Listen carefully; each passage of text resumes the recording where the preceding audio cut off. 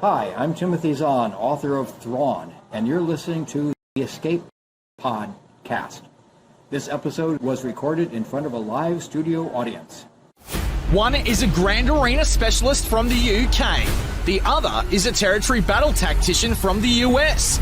Together, there are no signs of intelligent life on board. With both having played this game since launch, the one thing we are sure of is that you will be entertained. The Escape Pod Cast, a service of the Escape Pod Castaways.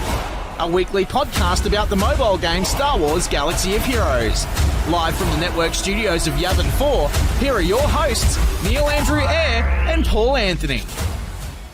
Coming up on this week's edition of the Escape Pod Cast, Conquest 10 is coming to a close, thankfully. And in that same vein, so is this round of 3v3 GAC. You were busy this Wednesday, Paul. A new puzzle dropped, didn't it? Yes, and sadly I was in the middle of a day where I was booked solid, but I did get to help a little bit, and it was exciting. With its solution, Dash Rendar and Starkiller were both announced as coming to the game. This weekend marks the second ever Escape Pod Castaways Creator Cup. The Bounty Hunnies square off against the Castaways this time around. Neil and I will talk to the wonderful squad coming up in our second segment. Then, as promised, when a puzzle drops, SBCrumb from Capital Games stops by. We will discuss what went into the making of the recent puzzle. And then dive a little bit into what exactly we are going to be seeing in this legacy event. I cannot wait, Neil. This show is already packed. If you missed it last week, there is a new Heli and the Noob to catch up on. With Patreon's choice on the bridge, unless those interviews run really long. All this and breaking news as and if it happens. Right here on the Escape Pod Cast. The Escape Pod Cast News.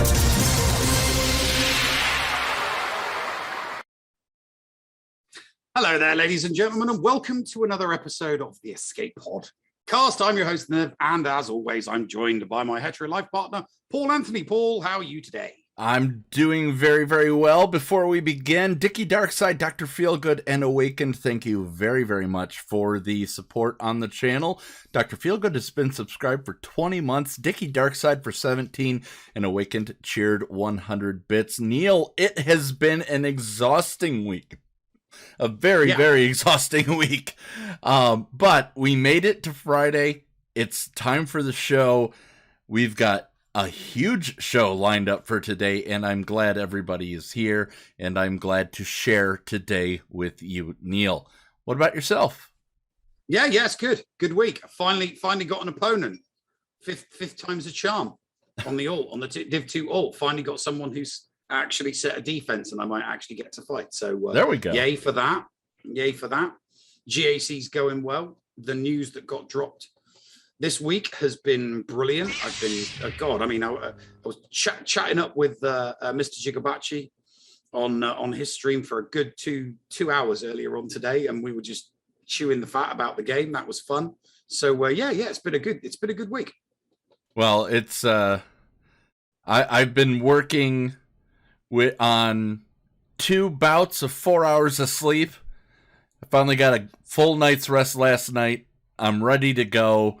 And part of that was because we had a puzzle drop, Neil. Mm-hmm. Yeah, we did. Crumb, by the way, 4 Strong, thank you for the 50 bits. And Dr. Feelgood, thank you for the shiny nickel. Let's see, what exact time was it? Because I wanna put some timestamps to this. It was, I think, at 1 o'clock Central Time, 2 p.m. Eastern, that Crumb decided to post some interesting scheduled update notes. Yeah. If you looked at it on a regular computer, you barely saw the way that he hinted at it. See if you reckon how many of the cultural references that you get out of this. The one computer broke, so I checked out one from Antonin or August. Writing post doesn't feel right for some reason, had to hunt and peck.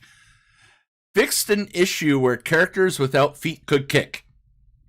Reduced M count for some units. Midichlorian count. Added mouse back. Fixed an issue where weebles were not making wobbles. Busted all ghosts in the neighborhood. You know what the second one was, don't you? Midichlorian count. No, added mouths back. No. It's the Matrix. Oh, Matrix. Okay. Pretty sure this is just a feature now. Found the end of a Mobius strip. Known issue. Frozen in time. No way to re-enter time continuum. Divided by 0. The issue has somehow entered a quantum state. It is simultaneously fixed, in review, ready for release, resolved in the last update, being investigated, backlog, fix in progress, and doesn't exist. Small joke to the dev tracker. Mm-hmm. Fixed all lefts that were actually 3 rights. You're going to like this one, Neil. Cleaned up Chopper's mess. XY coordinates updated for the Gamma Quadrant. Removed jagged edges from older sword models. Volume under the curve expanded. And finally, fission mailed. Lots of great pop culture references. There was a lot of pop culture references in there. Yeah, absolutely. So, all of this, and we're going to get into this a little bit more when SBCrumb joins us later on tonight.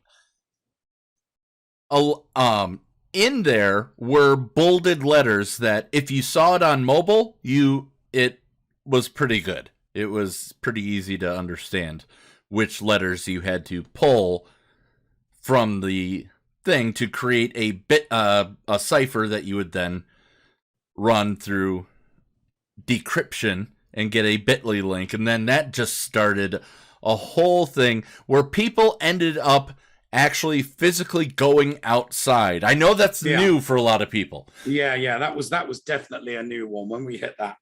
But geolocation, that spot in the middle of nowhere in Texas, I'm like, does someone physically have to go there? It's like, what? And we're gonna get to that because I'm gonna save it. But the end result and the thing that everybody's talking about is that we are getting Dash Rendar. And we're also getting Starkiller.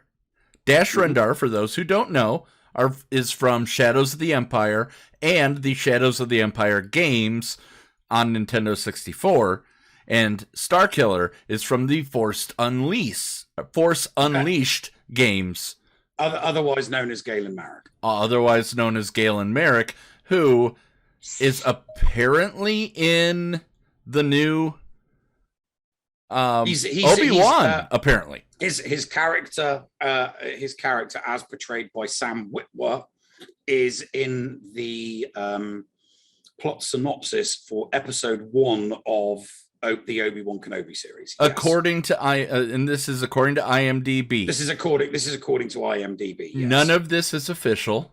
IMDb is usually trustworthy, but none of this is official until it's released by Disney. But it certainly is tantalizing. Oh, yeah, definitely. Very, very much so. Very, very much so. Yeah.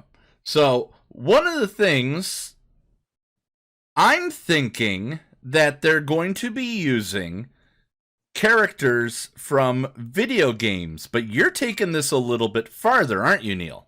Yes. I think it's specifically characters from the extended universe. That's what I think it is. So there'll be 4. We know one is Starkiller, and we know that one is Dash Rendar. That's 2 eras. So that's Forced Unleash era. So roughly after the it's between A New Hope and Order 66. Let's put it that way. That it's that era. Then you've got Shadows of the Empire, which is kind of set between Empire Strikes Back and Return of the Jedi. So you've got 2 eras in the extended universe there, and I think that the other 3 characters that get released, I'm hoping that each one covers a different era from the extended universe. I cannot wait until we see Vector Prime Chewie. Yeah, I don't think we're going to get another Chewie or a Wookiee for that matter. I can't see them bringing Lowbacker into the game, simply because he he's got one of the worst voted names in Star Wars fandom. Nothing wrong with the character, but the name's just Lowbacker. It's like it's a crap name. It's an awful name for a Wookiee. Well, I mean, if we did get Vector Prime Chewie, all they'd have to do is just put a line on the screen. Yeah, because he'd be very, very flat. He'd be very, very flat. Too soon? Very, very flat. Was that too soon? No, it's not too soon. Oh, it's not too soon. Okay. No, it's not too soon. Another way that I'm thinking that they can go, I'm thinking that they go into the Old Republic. I'm thinking they go into Jedi Fallen Order. And I'm thinking that, these are all video games that I'm speaking of, right? So the last one is that they'll go into Star Wars, or The Sims expansion pack, Star Wars Journey to Batuu, and give us frickin' Hondo Ohnaka. Yeah. It's not going to happen. It's not going to happen. It's just not. It's just not going to happen. I'm anxious to see what type of interactions they're going to have, because obviously they've talked about we do have some specifics about Dash, in that he's going to work really, really well with prepared scoundrels. So it's like, the prepared scoundrels kind of fallen by the wayside. They're not really used a lot. So they introduce a character that instantly makes prepared scoundrels useful again. Now, we don't know specifically what Galen Marek is going to do. We don't know the specifics of Starkiller, but because we don't know if he's going to come in with the blue lightsabers, we don't know if he's going to come in with the red lightsabers, we don't know if if we're going to get the Starkiller before before Vader betrays him, or after Vader betrays him, or before he forgives Vader and then after Vader betrays him again.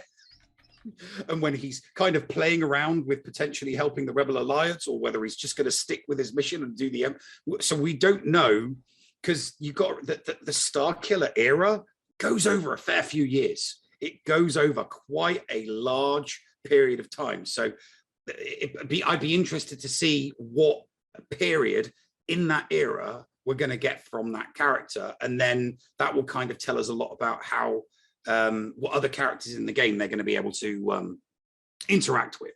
Is he going to be interactable with Sith?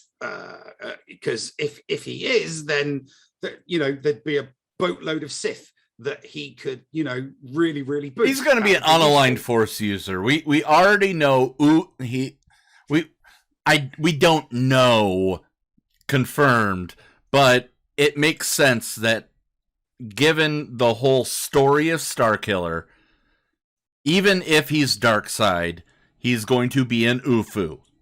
Yeah, he's going to be, yes, that. But I'm just wondering whether he's also going to get a Sith tag, whether he's going to get an Empire tag. Because Empire because of the patch on his character model. Because I think that's kind of important, because if he gets an Empire tag and maybe some leadership abilities, you could take like your trashy Empire characters that don't really have somewhere to go and throw them on that. If he gets a Sith tag, you could take like your Sith characters that you're not really using, and maybe he could beef them up, just like Dash Rendar is going to beef up prepared scoundrels. So it all depends on the tag and whether he gets a leadership. So we just don't know yet. Maybe I can prod and poke Crumb for some hints. We'll see if there's anything that you can bring to light when we talk to him in our incoming transmission. Geek Girl, thank you for the 500 bits and the subscription. We appreciate you so very much. So, Dash Rendar, were you excited to hear that name or were you more excited to hear Starkiller? For me, it was Starkiller. Dash Rendar, Yeah.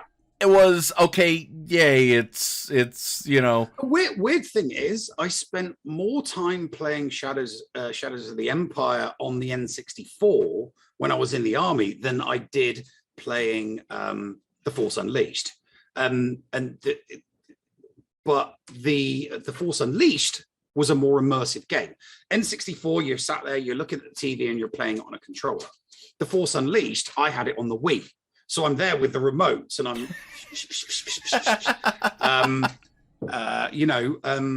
but the problem with that was, I had a small child, so playing it was difficult.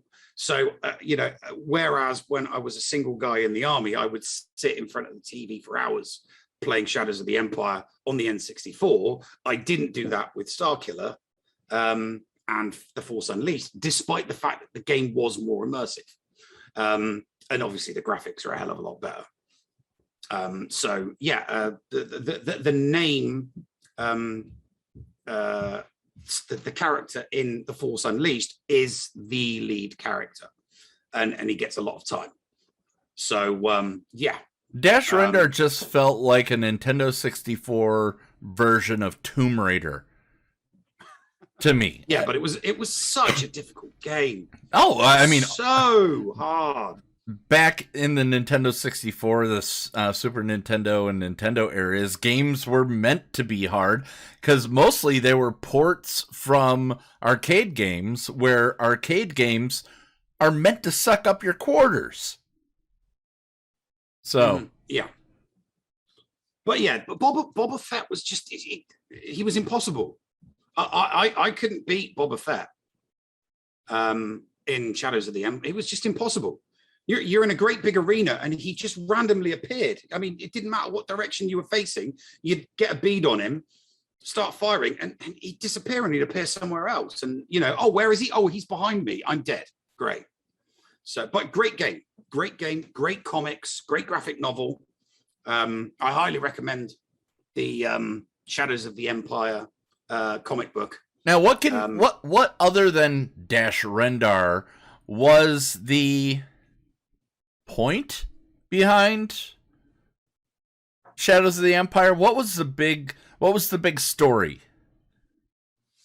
It was just a story about the underworld, the underworld of the underworld working with the Empire, and the rebellion kind of like basically trying to avoid just the loose synopsis. I don't want to go into plot details because a bunch of people, some of who are in chat, I'm going to be sending the comic book to with the story in, so I don't want to spoil it before they've read the comic.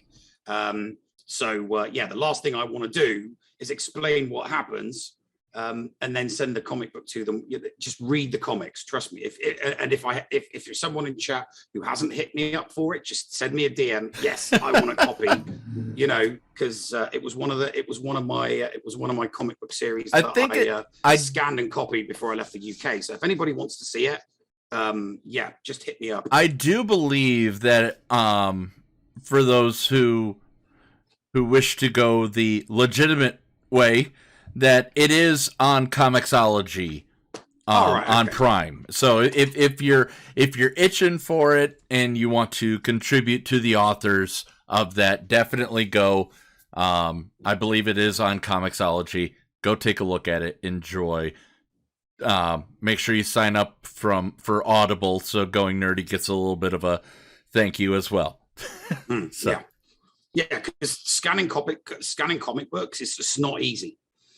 It's not easy, and it's also I was dubious about doing it back when I did do it back in 2016, because obviously a really, really bright light all of a sudden on the page.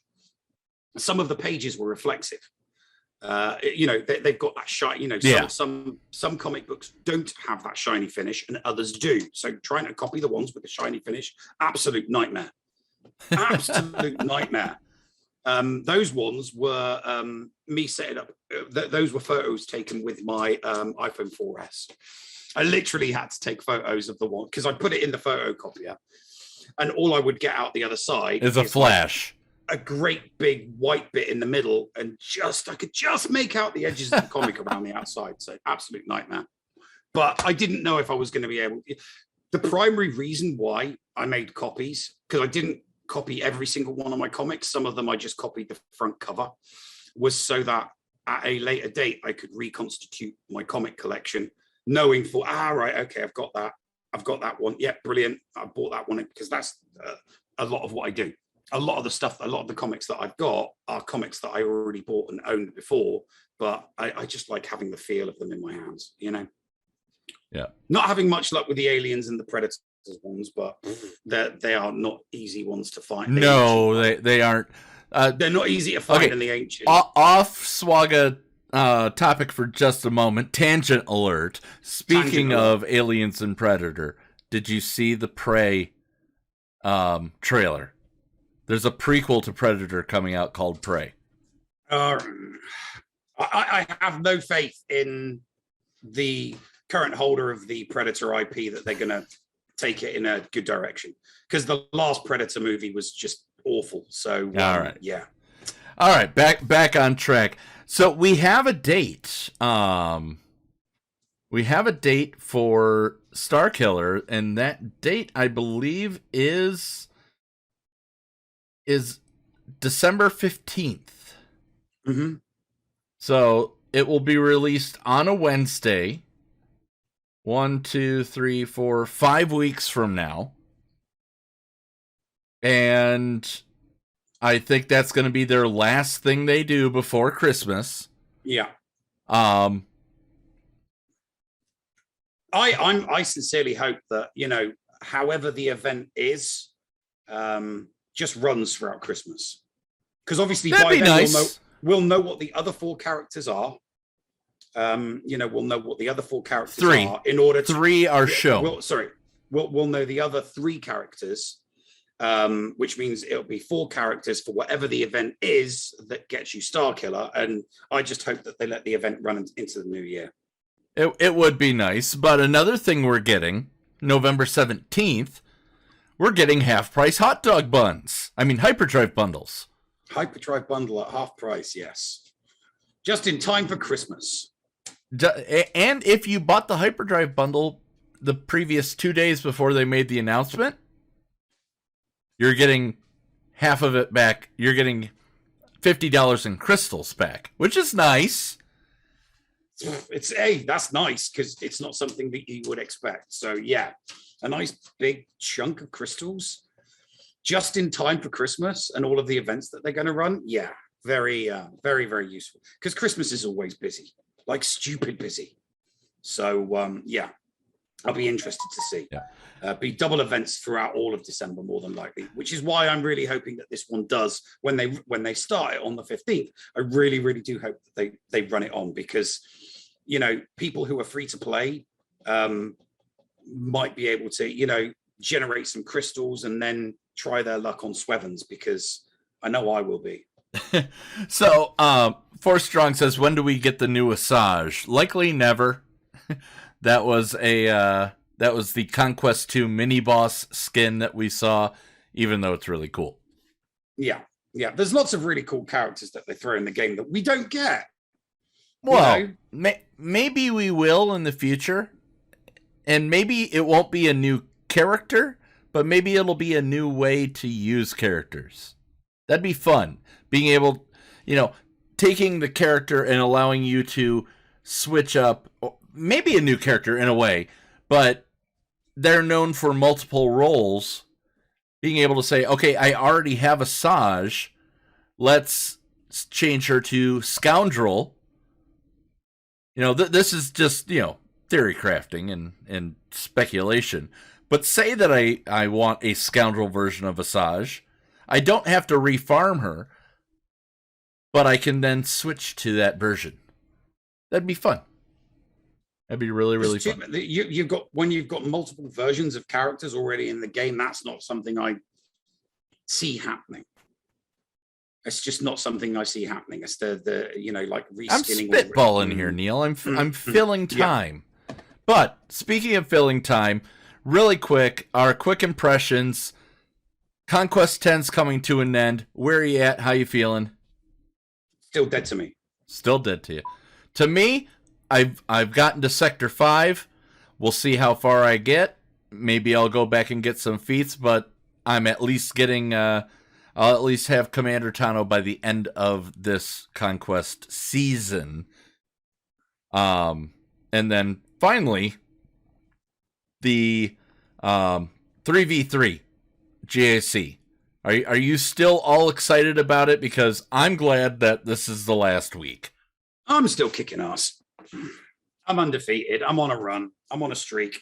I do have an opponent that thought that they were being clever by putting their Darth Revan on defense. Clearly, they didn't check the speed on my Darth Revan because they're like, haha, here's my 341 speed Darth Revan on defense. Get past that. It's like, hold my beer. Here's my 346 speed Darth Revan, which is going to wipe the floor with yours.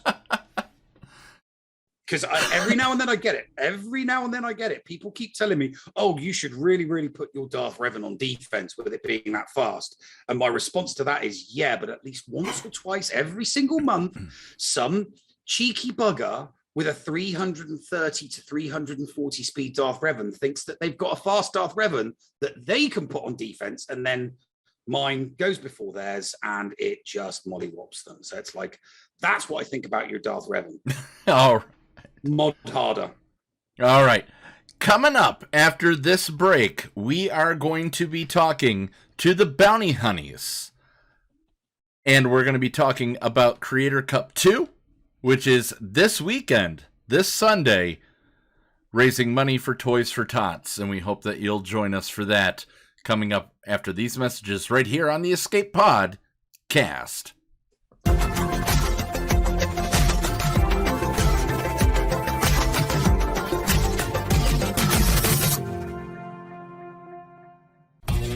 HotBot in HotUtils is one of the most comprehensive tools for Star Wars Galaxy of Heroes.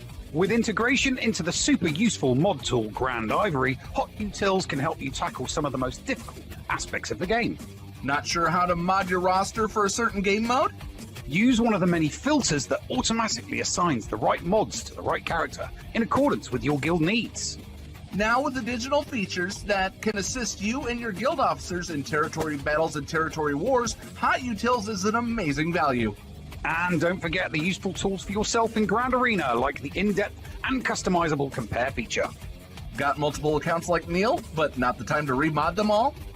With this one-stop utility, you can switch between your alts and never miss a mod upgrade or a mod switch before locking into GAC or territory wars. Starting at just $5 a month, you don't want to miss out on these great tools. HotUtils is the new official remodding service for the Escape Pod cast. Visit HotUtils.com to learn more. That's HotUtils.com. And go ahead and spice up your Galaxy of Heroes experience. Followers, be sure to support the shows brought to you on the Escape Podcast Twitch and YouTube channel by becoming a Patreon. For as little as $2 a month, you can support us and get a little extra for yourself. With tiered rewards, including access to Shitty Bill's Arena Tracking Bot, after-show access, inclusion in the GA Center leaderboards, behind-the-scenes access, and much more. There is something for everyone on our Discord server. Head on over to Patreon, that is patreon.com/The Escape Pod, and sign up today. Thank you for supporting and listening to the Escape Podcast. Ladies and gentlemen, welcome into the Patreon leaderboard, brought to you by the Patreons of the Escape Podcast. You know me, I'm Paul Anthony, and I bring to you this version of GA Center, which is seen Tuesdays during the season and Wednesday at the end of the season, every single GAC week, right here on the Escape Podcast Twitch channel, starring Nev and Ranger of Reality Skew Gamers. All right, let's take a look at the boards. Dark Helmet goes 2-1, 87-46, 45 wins, 9 losses, 8 holds. Not enough to get 3-0, but darn good. Nice job, Dark Helmet. Dr. JoJo goes 3-0, He reports, first 2 rounds were boring. Round 3, he faced his highest lifetime banner opponent ever, 1.1 million, over 100,000 more than him. Equal GLs, both have a 7-star executor. He came in ranked in the top 100. He tries to be an efficiency player, so we gave him an FU defense. He one-shot his ground troops using Slacker to beat his Vader and Maul, and leaves fleets waiting for him to attack. He one-shots the bottom, including his Lord Vader. Then he 5-shots his Maul, so bam! 3 shots to the Ray, and fails on a battle on the Executor. So he clears his fleets, and it doesn't matter if he ever attacks again, as his JMK cat on the back wall would mean that he already lost. 3-0, Dr. JoJo. 93.85 for his banners, 48 wins, 2 losses, 17 holds over the week. Force Strong goes 1-2 with 5,119 banners, 17 wins without a loss. He got 2 holds, but he must have gotten outplayed. Hot Sauce. HotUtils his own Hot Sauce. 2-1, 9,153 banners, 47 wins, 8 losses, 3 holds for the Bot Master. Now, I go 2-1, even though I only got 4,639 banners. I've been busy doing puzzles and all sorts of other stuff. I apologize. I'm going to try to do better during 5v5. 7 wins, 4 losses, 2 holds for me. That means that Dr. JoJo, he's 9-0. Hot Sauce and Dark Helmet are 7-2. Unless Dr. JoJo really messes things up, he has claimed this month's crown. Force Strong at 5-4 and me at 4-5. Let's see if I can eclipse Force Strong coming up here. We'll see what happens.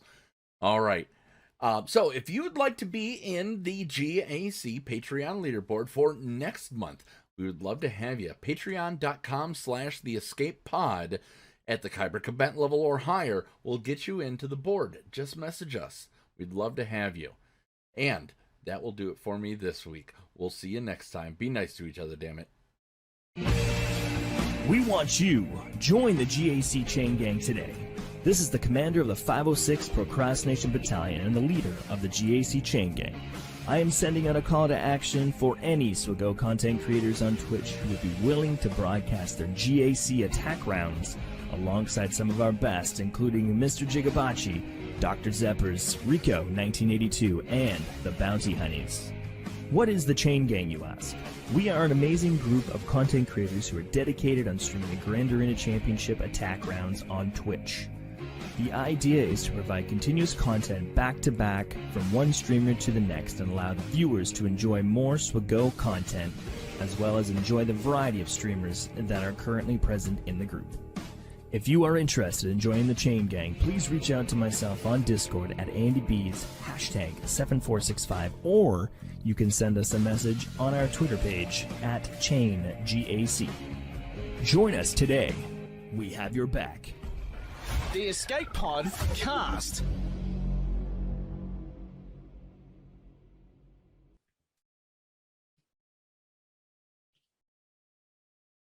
Oh, we're having a little too much fun behind the scenes. Ladies and gentlemen, welcome back into the Escape Podcast. I have to adjust Neil's screen here a little bit. I did this on the fly. This was the first time that we've decided to do this sort of thing and have a two screen thing. So, ladies and gentlemen, our next guests on the show is a great group of content creators, both big like the world famous Kate Gaming and small like the Critty K. It's okay. You can I'm gonna get hit by her later. Don't worry, guys. But ladies and gentlemen, welcome to the show. Welcome to the Escape Podcast. As we have our pre-Creator Cup interview, the Bounty Hunnies. Hello, ladies and gentlemen. How are you? Good. Tired. Yes, I can second that. I'm a little displeased with my husband, but other than that. Well, you're going to be a lot more displeased once we finish pounding you into the ground at the end of this part. Yeah, right. Sure. So get used to disappointment. The smack talk has begun. Yeah, there's a pillow. There's a pillow that has my face imprint on it when I beat her in Mario Kart last time. So, well, joke's on you, Paul. You're not leaving Christy for me. Christy's leaving you for me. Oh, I see. That sounds like a great plan. I mean, hey, she can come live with me. I have Disneyland. That's true. So let's go around the horn here, introduce each of the Bounty Hunnies if you've never heard of the group. Kate, let's start with you since you're in the top left. What's your primary channel, and what do you like to do on that? Okay, so yeah, primary channel is Kate Gaming with an underscore. Mainly SWGOH. Occasionally you'll see me hate hunting and getting scared the crap out of. So all right, Geek Girl. What up, guys? Nowadays it's mostly either on the Bounty Hunnies Twitch channel or on my personal YouTube, Geek Girl 1980. Stop covering SWGOH, so it's mostly just whatever geeky game I want to do at the moment in Comics Corner when I get my internet fixed. There you go. Since we're going around the horn clockwise here, Llama, how are you, sir? What do you like to do? My hobbies include long walks on the beach, chopping heavy trees metal. in New World, chopping trees in New World, being terrified of heavy metal, and taking the most hysterical clips, like I just put in chat, of Kate Gaming playing Phasmophobia, and making the world know that she is always sus. All right, and that would be on what channel primarily? The llama _24. All right, and Critty K, Mrs. Anthony. Fine. I am both Critty K and Mrs. Anthony. When I am streaming right now until we get Comics Corner back from our hiatus, it's mostly Dungeons and Dragons on RSG or playing Lego with this weird guy that I know on Vault 37 Studios. Don't know if you've heard of it, but we've been playing all the Lego games. So that's taking up a lot of my free time. And when I'm not doing that, I'm designing amazing shirts. So and Llama's wearing one of your shirts right now. So I wear one of them almost pretty much every day. It's been a good week for me. I had a second place winner and then 3 Thanksgiving-y shirts. Plus I've got one that's currently in the fog. So go vote for my stuff. Which one's currently in the fog?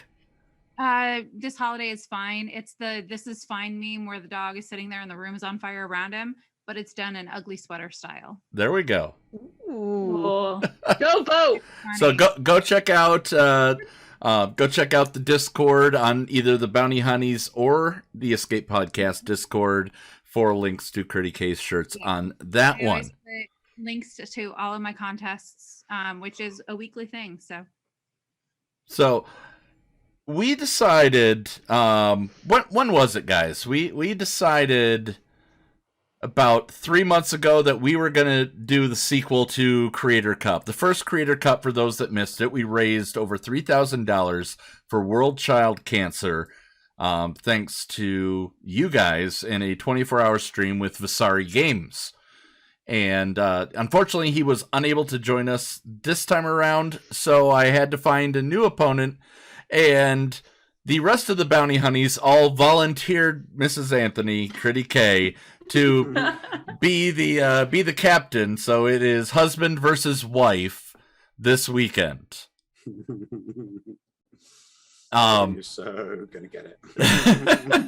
Bring it on, buddy. Then we've been married for 13 years. Our marriage may not survive this weekend. Yeah, it'll absolutely be a fun time. But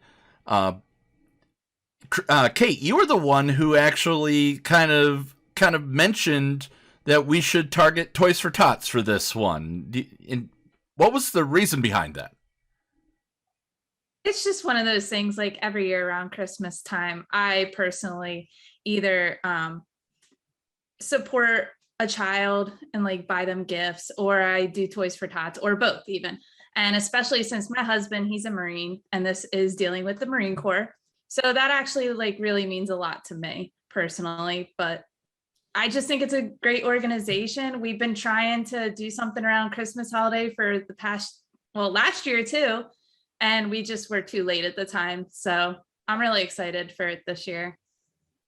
And Llama, you had actually immediately seconded it. What's the backstory with yours?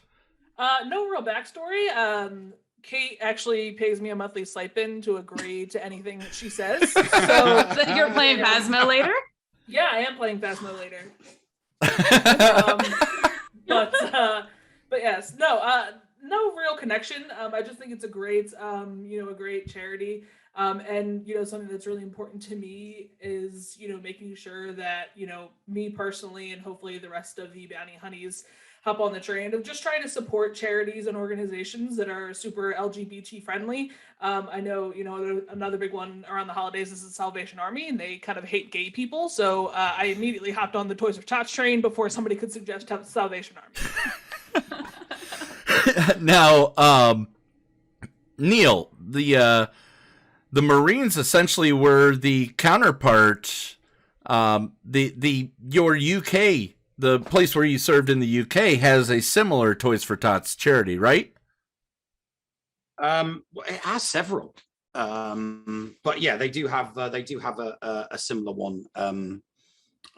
They do have I can't think what the name of the charity is off the top of my head, because there are so many of them. The Army Benevolent Fund tends to be like an organizer of it, because you've got the Army Benevolent Fund, which is kind of like the overriding one. So when the smaller charities that the Army wants to get involved with, they kind of go through, my understanding is they go through the Army Benevolent Fund, because obviously the Army Benevolent Fund has a huge network set up, and they want to be able to kind of like help other smaller charities that the Army want to help with use that network. So, but yes, there is a Toys for Tots equivalent in the UK. I think there's about a dozen or so different ones. There's about 3 Toys for Tots ones. It's like the Wounded Warrior. There's several Wounded Warrior offshoots as well that are in the UK as well, and they all go to the, as far as I'm aware, they all go to the Army Benevolent Fund for help, because the Army Benevolent Fund's got the biggest network. And Geek Girl, you have a connection to the Marines, don't you? Yeah, I have several friends, and then I'm also from California, where Camp Pendleton is. So this is a big one that I really love. They have a long, great history of doing a lot of good, especially in SoCal. So that's kind of been one of the things that we've chosen as our ability to help influence people as content creators to really be charity focused, whether that be mental health awareness or raising funds for kids. Been really proud of the work that we've been able to do over the last couple of years. Yeah, we had but before the whole community came together for Minnie, you guys raised money to write Love on Our Arms, and that was amazing. I appreciated the ability to help. Thank you, Critty K, for the chance to help with that as well. But it all came down to why do we stream, and what good can we do in our streaming? And I guess that's the big reason why we kind of do what we do. This show has always been, how do we promote others while having fun talking about things that we love? So I'm excited that we're going to be able to face off, but I just hope that Critty K understands that I am not holding back in Mario Kart. If she's in first and I get a blue shell, it is headed in her direction. It's not Mario Kart that's the problem. It's Mario Party, because you maliciously fight against me in Mario Party. I can kick your trash in Mario Kart. All right. So we'll see how that goes. We're actually kicking off, and that was the perfect segue. we are kicking off Creator Cup 2 with Mario Kart at midnight Central Time, and there will be a rematch to finish out the night, to finish out from 10 p.m. until midnight that Sunday night. So, and SBCrumb does say that Mario Party has ruined marriages. It almost, well, we were, true story. We're practicing so we understand the mechanics of it, of Mario Party Superstars on the Switch. And I'm going to interrupt you here. If you have the opportunity to do something negative against your spouse, who's a real live human being, or something negative against the computer character, who is an unfeeling algorithm, which do you choose, people? Is the spouse in the lead? It does not matter, because the spouse came in fourth because somebody was a jerk face. I will say that when Katie and I play games against each other, I take every possibility to absolutely wreck her mind and completely screw her over in every game that we play. So all's fair in love and war.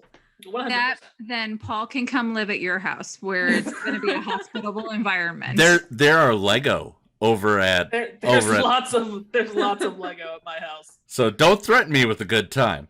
So one other thing that I did want to mention while we have you is a congrats to Kate Gaming. You are celebrating an achievement. What is that achievement? Because after we're done here, we're sending everybody still around over to you because you're streaming something tonight. Yeah, so we actually hit 1,000 followers on the day of the Speed GAC, which is crazy. And I just have not had time to, I've been wanting to do a stream to kind of just all get together and have fun. So we're going to do that after this stream. Everybody heard Llama say he's playing Phasmo, so I just want to make that note. I've never played it before. They added nightmare mode, and it's a nightmare. Oh, trust me, everybody, go scroll up in chat and watch the clip of Kate playing nightmare mode the other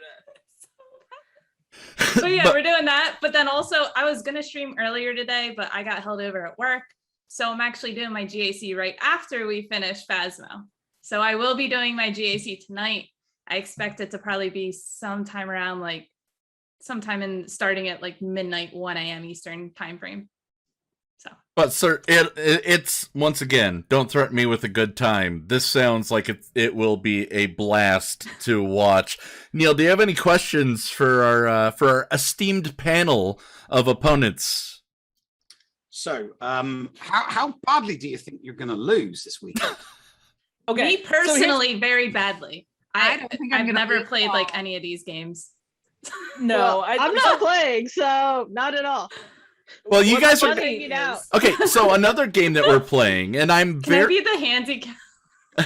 I'm excited that during the extra live stream that Capital Games did just recently, they were playing Keep Talking and Nobody Explodes. So all of you are helping Christy defuse bombs, and I'm going to be probably laughing on the other side of the monitor as every single time I hear an explosion.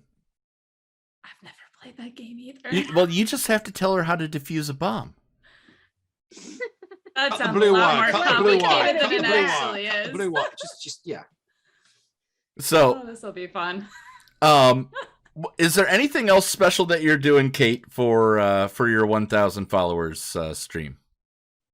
Yeah, so we're actually, everything we earn in donations that you donate directly to, I think you had the Tiltify link. Yeah, we do have the Tiltify link in chat, and also it'll be in the show notes, either on YouTube, if you're watching this on YouTube, it's down there, or just look at the show notes on your phone if you're listening to the podcast. So then any donations, bits, and subs that I receive, obviously I'm going to send directly there, but I'm also going to match it up to $200. So yeah, let's raise some money for a good cause. Absolutely. So absolutely wreck Neil in the process. No, it's not going to happen. It's not going to happen. I did Creator Cup 1. I was undefeated in all of the things that I took part in, and I intend to keep that streak going. Real quick question there, Neil. Did you compete against me though? I think you played poker, didn't you? I played poker. Yeah, I played. I'm pretty sure I had the biggest stack at the end of the night. I played poker and I annihilated everybody. We won. I had the most chips. I am certain of that. No, we won the poker. Somebody go back and check the video. Yeah, somebody go Like, back. I don't think it's still Wouldn't on. you guys have been on the same team anyway? Yeah, we would have. So we- you can we say won the you're poker. winning, but it might have been Critty's second one. As the saying goes, I'm here to kick ass and chew bubblegum, and I'm out of bubblegum. Just doesn't matter what the game is. Doesn't matter what the game is. Paul, last minute. Oh, do this. Yep, that's what we're going to do. Regarding keep talking and nobody explodes, Bodhi says, cut the blue wire. Is now a good time to tell you I'm colorblind.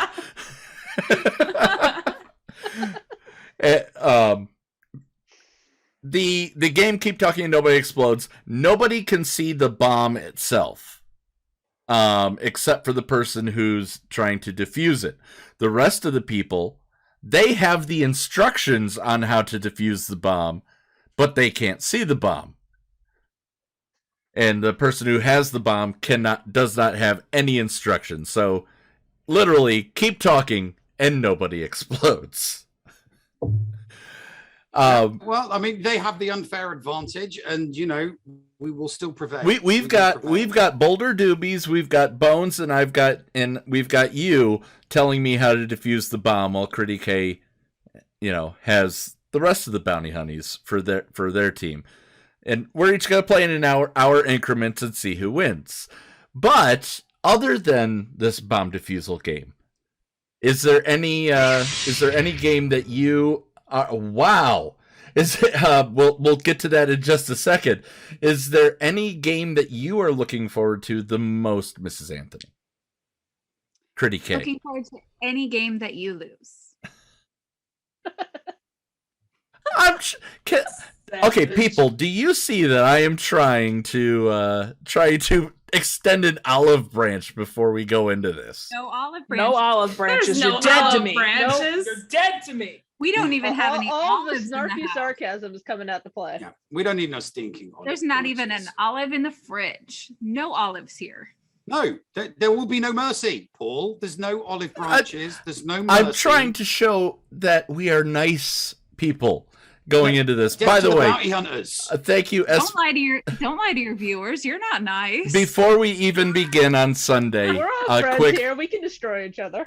A quick thank you to SBCrumb for starting us off right. $100 for Toys for Tots has just come in. So thank you, SBCrumb, for the love. We'll be talking to him in just a moment. Two people have thrown that in chat now. If you like, we can put poker in there. Yo, I will play that. I know how to play that. We can do an 8-table. That's like the one game I know how to play in the list of games you guys have. We can do an 8-table. We can do an 8-seat table poker and see who comes out on top. Sounds good. If you want to lose that badly, we can do that. It would require 8 of us though. Bring it. I don't know how to play poker. It's easy. Yeah, it's really not that All hard. right, No Limit Texas Hold'em is the easiest game to learn. It's just the hardest game to master. No, chess is the easiest game to learn with the hardest game to master. No, poker is easy. I can play chess. I know that. We'll do chess as well then, if you like. we may It's just going to be Neil playing whatever he feels like if he can win. Against Kate, who doesn't know how to play. Hey, Neil, I was in chess club. Leave me alone. Neil, if I start in like 8th grade, if I start fading near the end of the stream, I'm putting you in charge of poker. Okay, I'm just saying. Okay, I'll do poker, and then Kate and I will do some chess. Babe, I haven't played since 8th grade, but it's all and good. you're going to already be tired. There is no start fading for this. You are going to be dead on your feet by 6 a.m. Oh, whatever.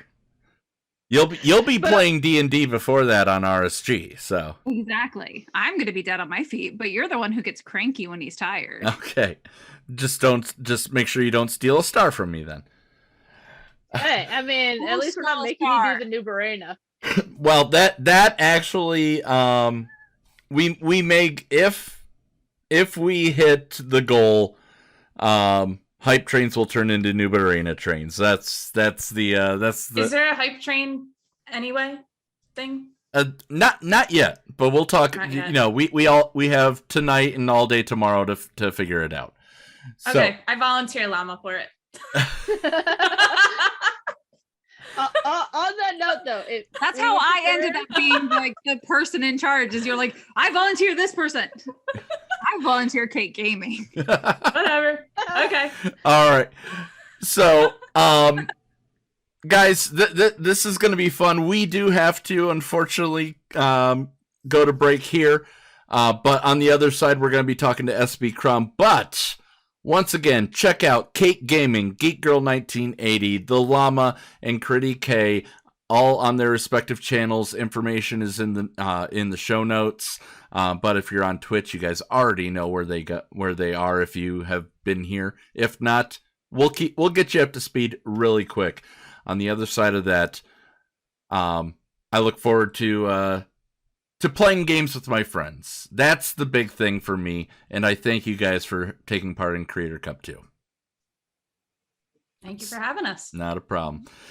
Anytime, man. All right. So, on the other side of this break, we talk Dash Rendar, Starkiller, and what the hell's a legacy event after we talk the puzzle with SBCrumb right here on the Escape Pod cast.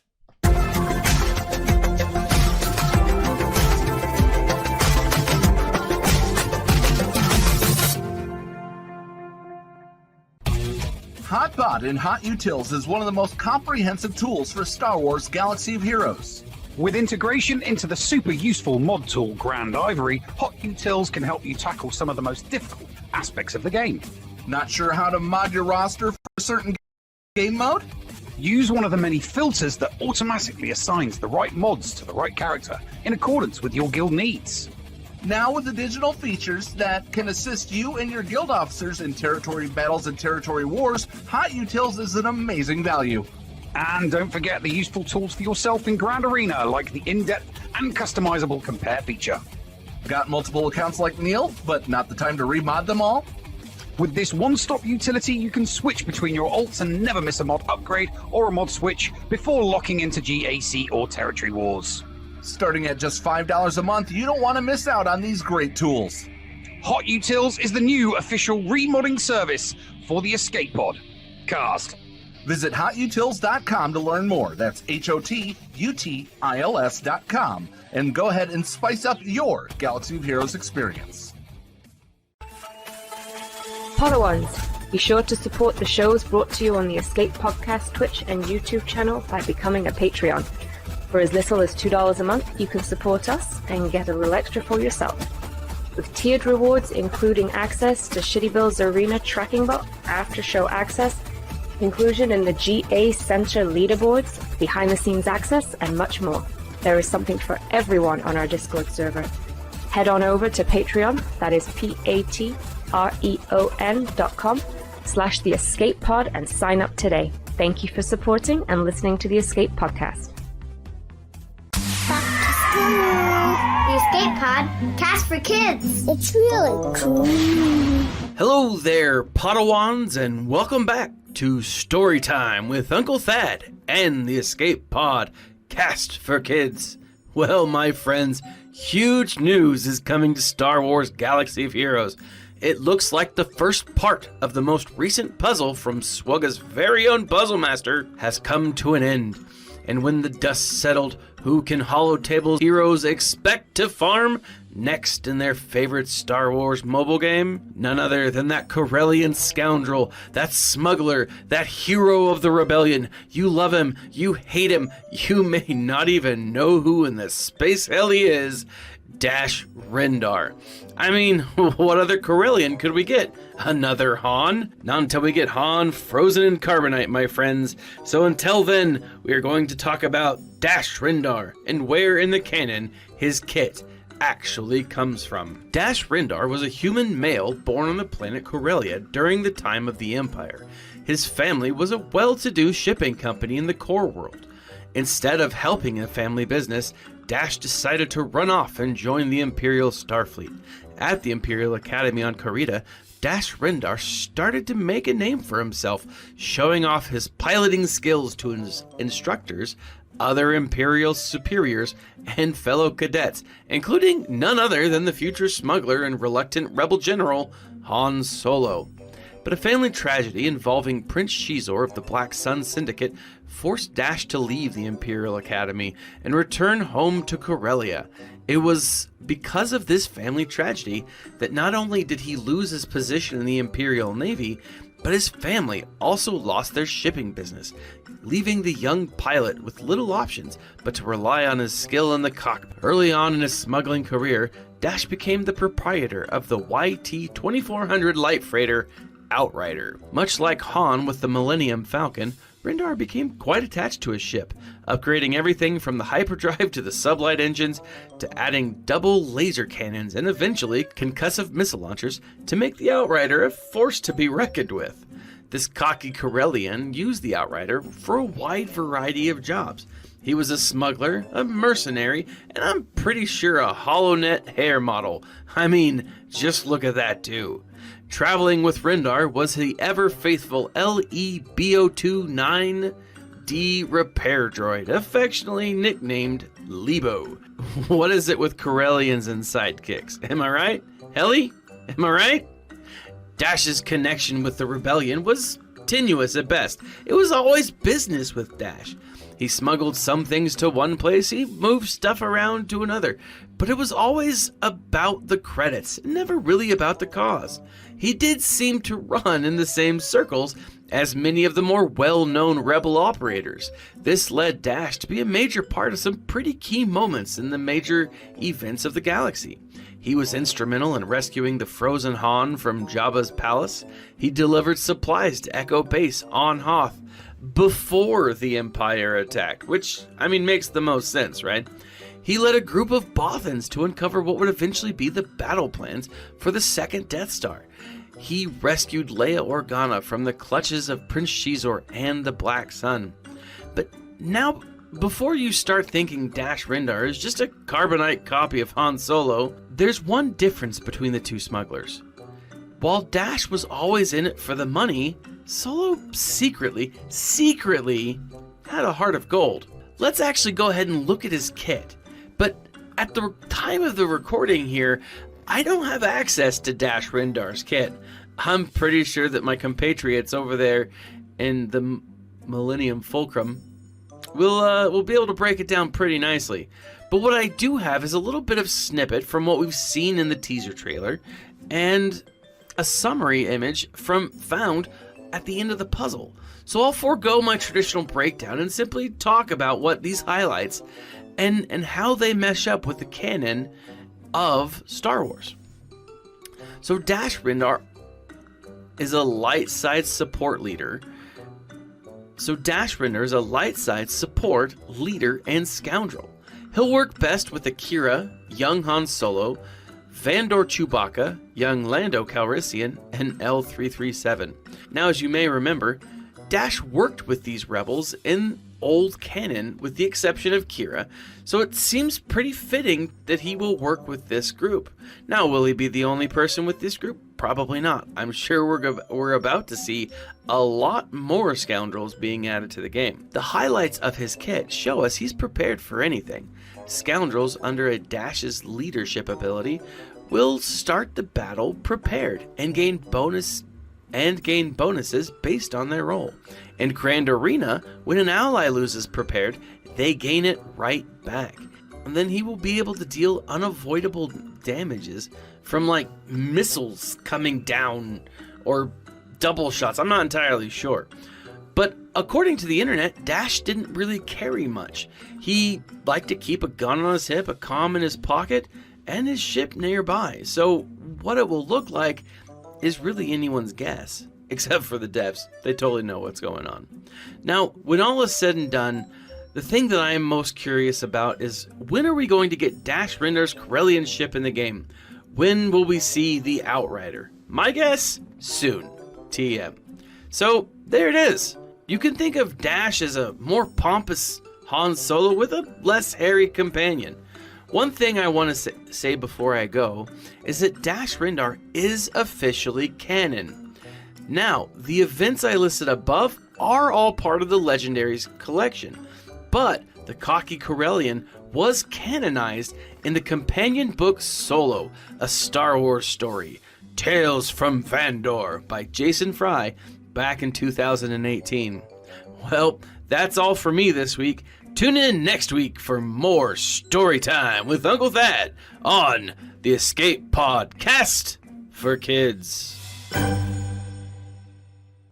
Hello, friends. This is Thaddeus from Going Nerdy, and I approve this message and am compensated for signups for this service. The world's largest audiobook library is at your fingertips, and the Escape Pod Castaways want you to try it for free. Head on over to escapepodcastaways.com and click the Going Nerdy offer button to claim a free audiobook and 2 Audible originals. Cancel anytime, and it's absolutely free to sign up. Check out Audible and support the Escape Pod Castaways. All for free. See Audible website for details. Restrictions may apply. Hey there, listeners. Merchandise specialist Critty K here.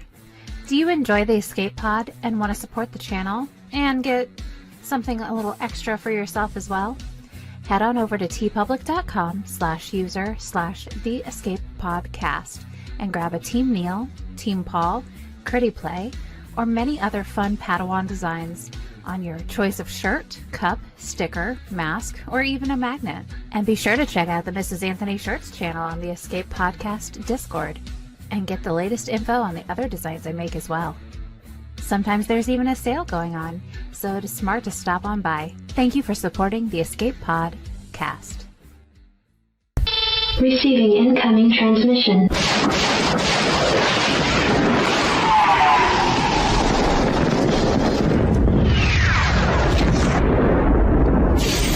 Receiving incoming transmission.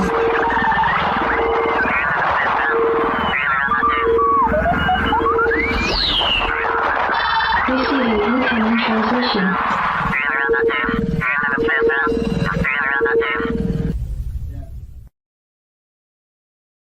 And welcome back, ladies and gentlemen. It's another double incoming transmission episode. Paul, introduce our guest. Well, ladies and gentlemen, you know this person as the president, as I always say, the president of the official hair club for men. He's not only a member, I'm a member, but he's the president.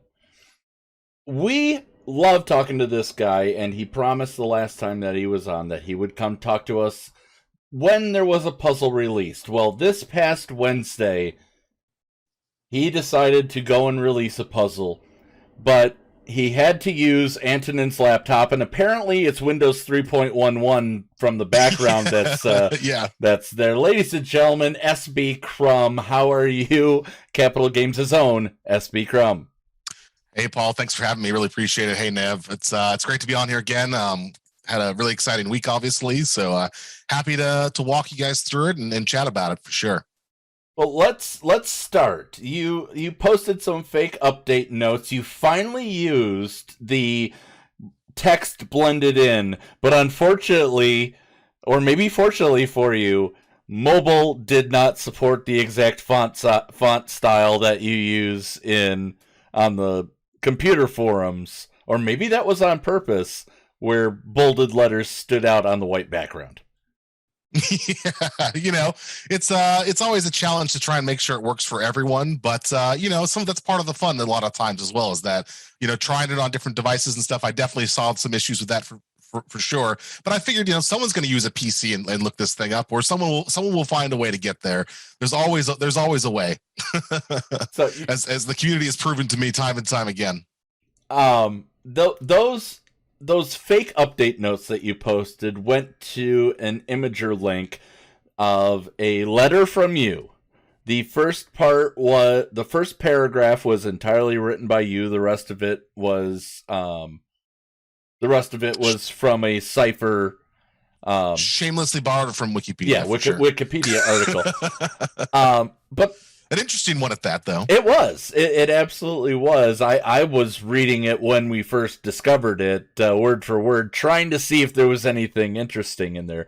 But around that, had runes that was, what was that? What was the language? Hang on. It was I can't remember what the language was. But It's a moon type, actually. It was developed by Dr. Moon, who wanted to make an alternative to Braille, and so it is a touch.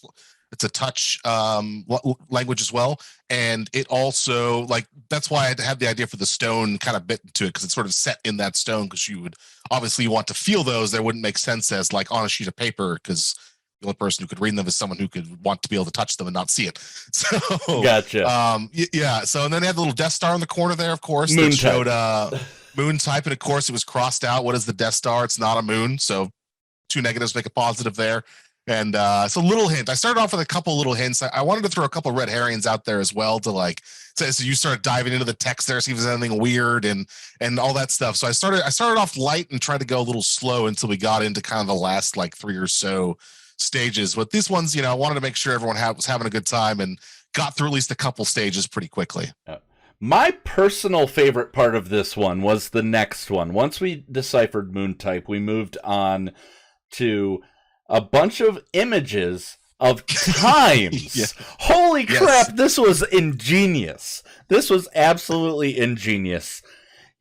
I didn't even notice it at first. I'm looking at the dice. I'm looking at, the games. So talk about red herrings. This whole step was about red herrings and making you go totally different directions. I was checking them as timestamps on A New Hope, because every time there was a suggestion on there, it's like somebody would jump on the suggestion, and as soon as I typed in there, what if it's timestamps for something? So I was like, right, okay, I'll look at it myself. So, but it wasn't just me. There was 2 other people.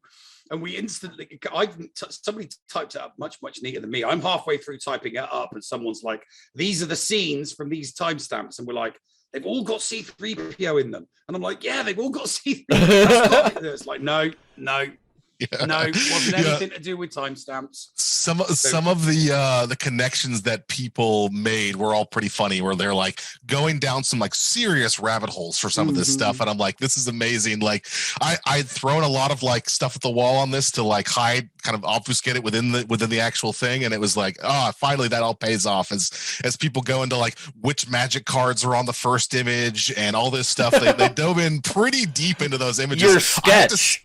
Yeah, the sketch. Oh, I had to make sure all those images were pretty clean, because I was like, if there's anything I'm not expecting in these images, it is going to throw them off completely. So I threw the dice on there, being I can make them kind of obscured, and they weren't easy to read either. So it's maybe that's not the way to go, because the dice were there, kind of weird.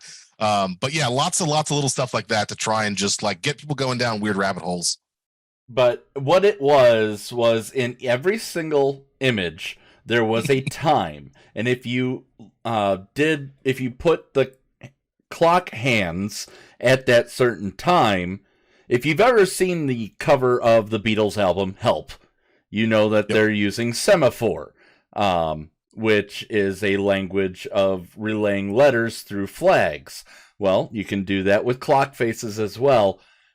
My absolute favorite part of this. That was wonderful. The part that drove me up a wall, and unfortunately was the part that I had to leave during. Real quick before you move on to that, in that previous tablet there was the line that I wrote out there of communication happens in all sort of different forms of mediums, everything from dots to flags to whatever. I spelled out the entire puzzle in that first sentence there. Every step is one of those things. So if you read flags are in there because it's semaphore, there it's right from the start, you guys knew exactly what you're getting into. That's absolutely true. Then after flags, you said dots, and that exactly was the next part. You played Factorio for this one was amazing. This whole part was hilarious to me. You played Factorio for about an hour and a half, and then laid over, or was this done live? Was this an overlay or done live for you? No. It was an overlay when I was recording. I set the whole scene up in OBS. I did none of that live stream ever actually happened. It just was a me in a room by myself pretending chat exists. But I did do, I had the overlay ready to go. And so when I wanted to, in the middle of that stream, to add a little bit more data on the side, I was able to just cut to a different scene that had that already ready for me there. Sneaky. So what it was there were different points where there were dots with spaces in between, a certain number of dots, and each one of those corresponded to a 5x5 grid of letters: A, B, C, D, E, F, G, H, I, J. In each row. If you're in like the top left position, the first position is 1, 1. The second one on that row would be 1, 2, right? And so you go along there and you have the 25 character grid. And so if you're using these dots, and then you take each pair, 1, 2, and then I don't remember exactly how to get to Bitly off the top of my head, but it's spelled a website. Oh, come on, Paul. You can't remember. I'm not can't remember the dots in half of these things. The dots. God knows I can. You traumatized me with dots. Okay, I dreamt of dots that night. There is some people looking for dots in the Dash Rendar video. Be like, oh, there's dots. There's lights coming by. I think there's like 2 dots on there on this one, then 1, then 2, and it's like, nah, it's just the background, man. Sorry. For a moment, I thought that during the Dash Rendar video, the background scrolling was. I was like, please don't be another one. Yeah, you guys were pretty traumatized after that one. That was pretty funny. But I was the one who said, go back and look for dots, damn it. I'm sitting there at my trivia hosting night. I'm trying to watch the video, but it's so low quality I can't make it out. But I'm like, guys, I think there's dots here, here, and here. Everybody's jumped on those. We finally figured it out that they were a bunch of different ones. But the first these dots led to bit.ly links of images of the Earth, and hidden, if you take out the true black, was monk writing of numbers to make a geolocation, latitude and longitude. The first one we uncovered was in the middle of nowhere, Texas. Yep. Well, it was interesting. You guys got one of those clues really fast, and honestly, not the one I was expecting. I'd kind of like peppered a couple of them earlier on in there that I expected you guys to get first. There's the one that was sitting in the top left the entire time that you guys like didn't see for whatever reason, that was moving. It was very small little green dots in the top left corner. And like that was the entire time, and no one seemed to notice those, or like that got lost initially, and everyone focused on the ones that came up midway through the stream on the right side, dove past that. Then we're like, oh, this must be step 5 or whatever. Like, we've got all 5, even though the video clearly says find all 5 to move on. Like, it was pretty funny how fast you guys skipped past that. And then it was a while with folks like Sig and stuff. They would go back and review the data, and it was hilarious. I was on the floor laughing. They would go back through the start of the entire puzzle and go right up to the live stream and review everything before that, and never go back to the live stream for a solid like hour and a half. No one looked at the live stream again. And I was like, guys, it says find all 5 right here, and there's 2 on screen. So it was so funny to me. 4. It said clue 4, and this was the 4th step of the puzzle. The first one we uncovered was the dots on the right-hand side. Yeah. I started on the dots on the top, but when the beginning numbers, which happened to spell the same bit.ly thing, I was like, oh, it's the same thing, ignore it. And then I was like, review those dots at the top. Yeah. That was amazing. So you sent somebody out to just north of, well, not just north of Dallas, north of Fort Worth, of all places.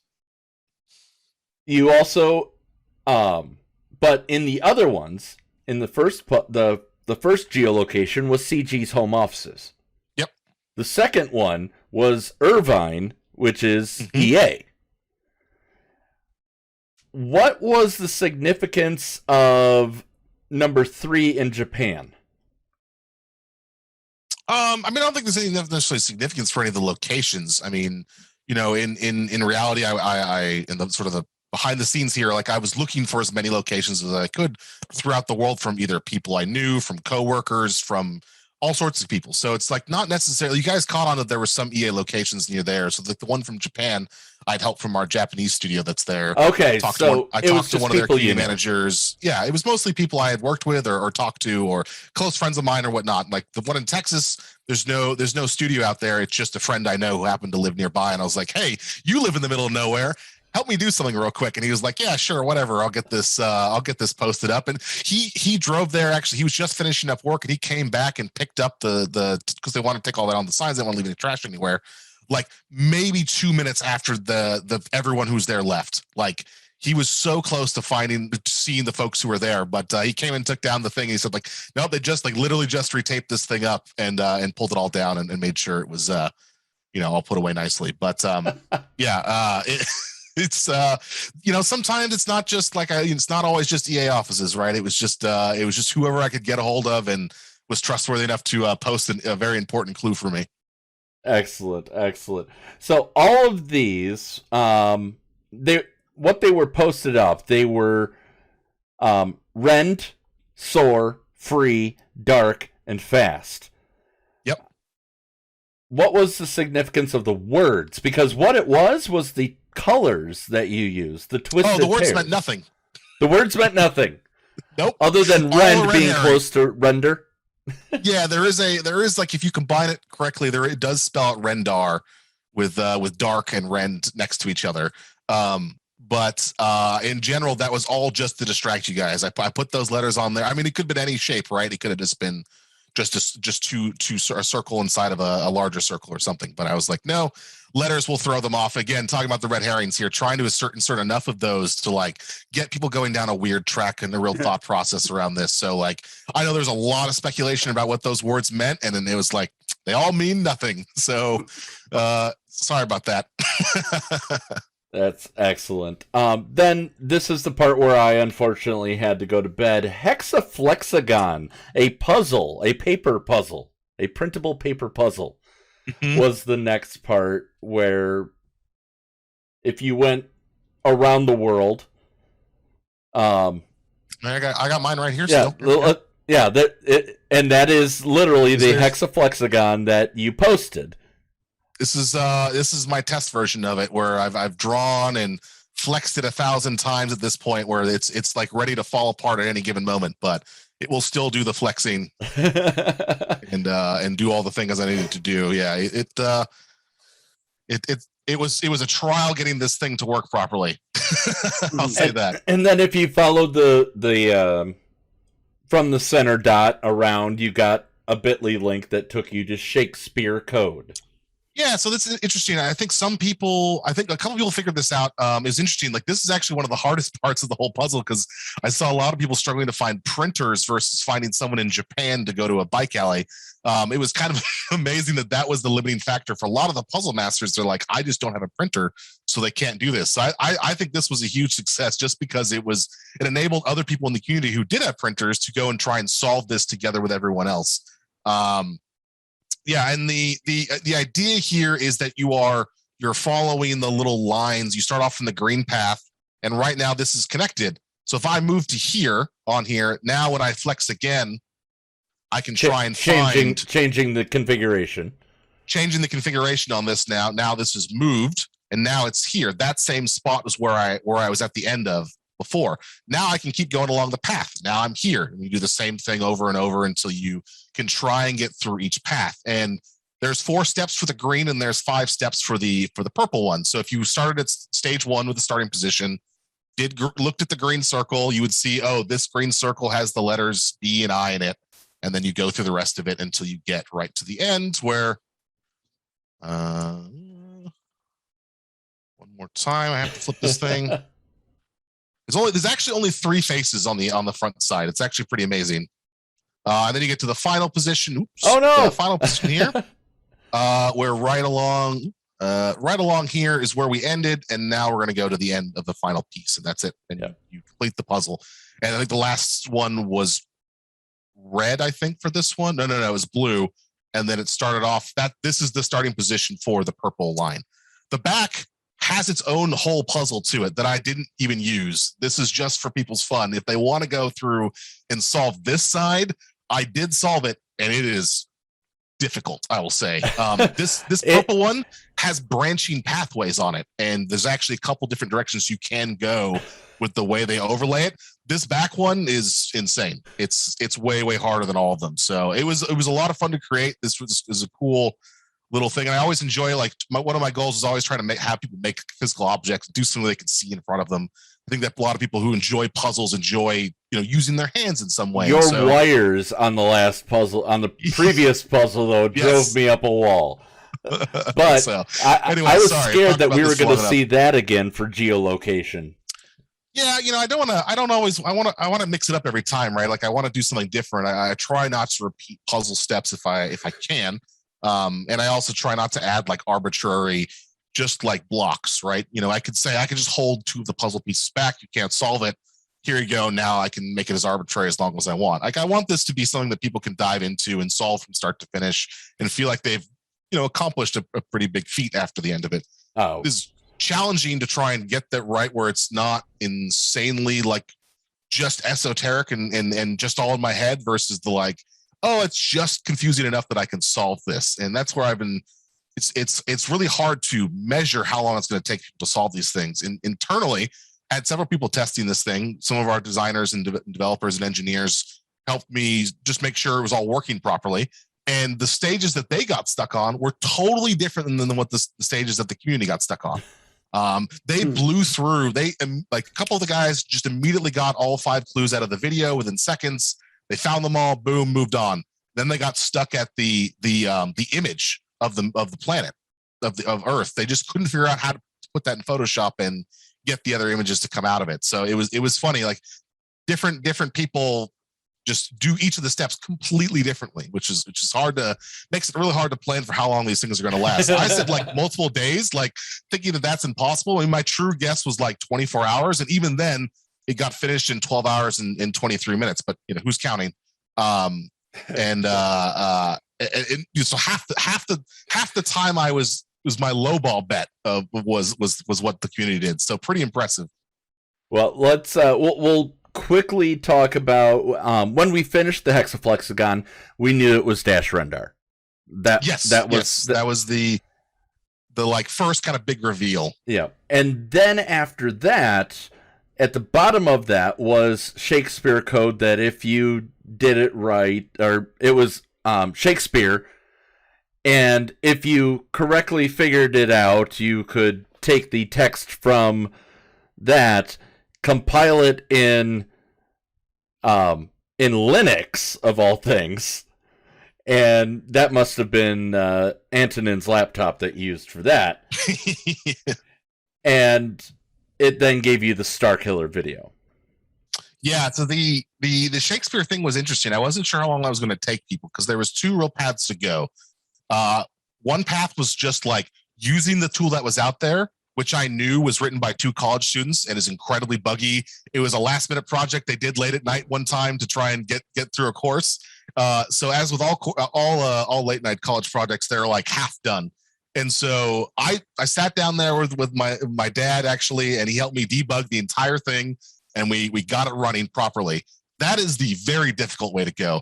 The way smarter way to go, which is what someone in the chat did, that was not one of the major sort of puzzle masters that were out there, was just translate it by hand, figure out how the code works, and then just go through it. It's a Hello World program. It outputs a line of text. It's not that hard to just like go through and manually figure out what characters are being output when, and then go through it. And it's a fun language. It's not supposed to be a real programming language, but it does work, and you can get it working if you spend enough time. So I was impressed. I saw that the puzzle group was going down the path of debugging it, and folks like Barbarossa are very technically minded, so this was like their wheelhouse.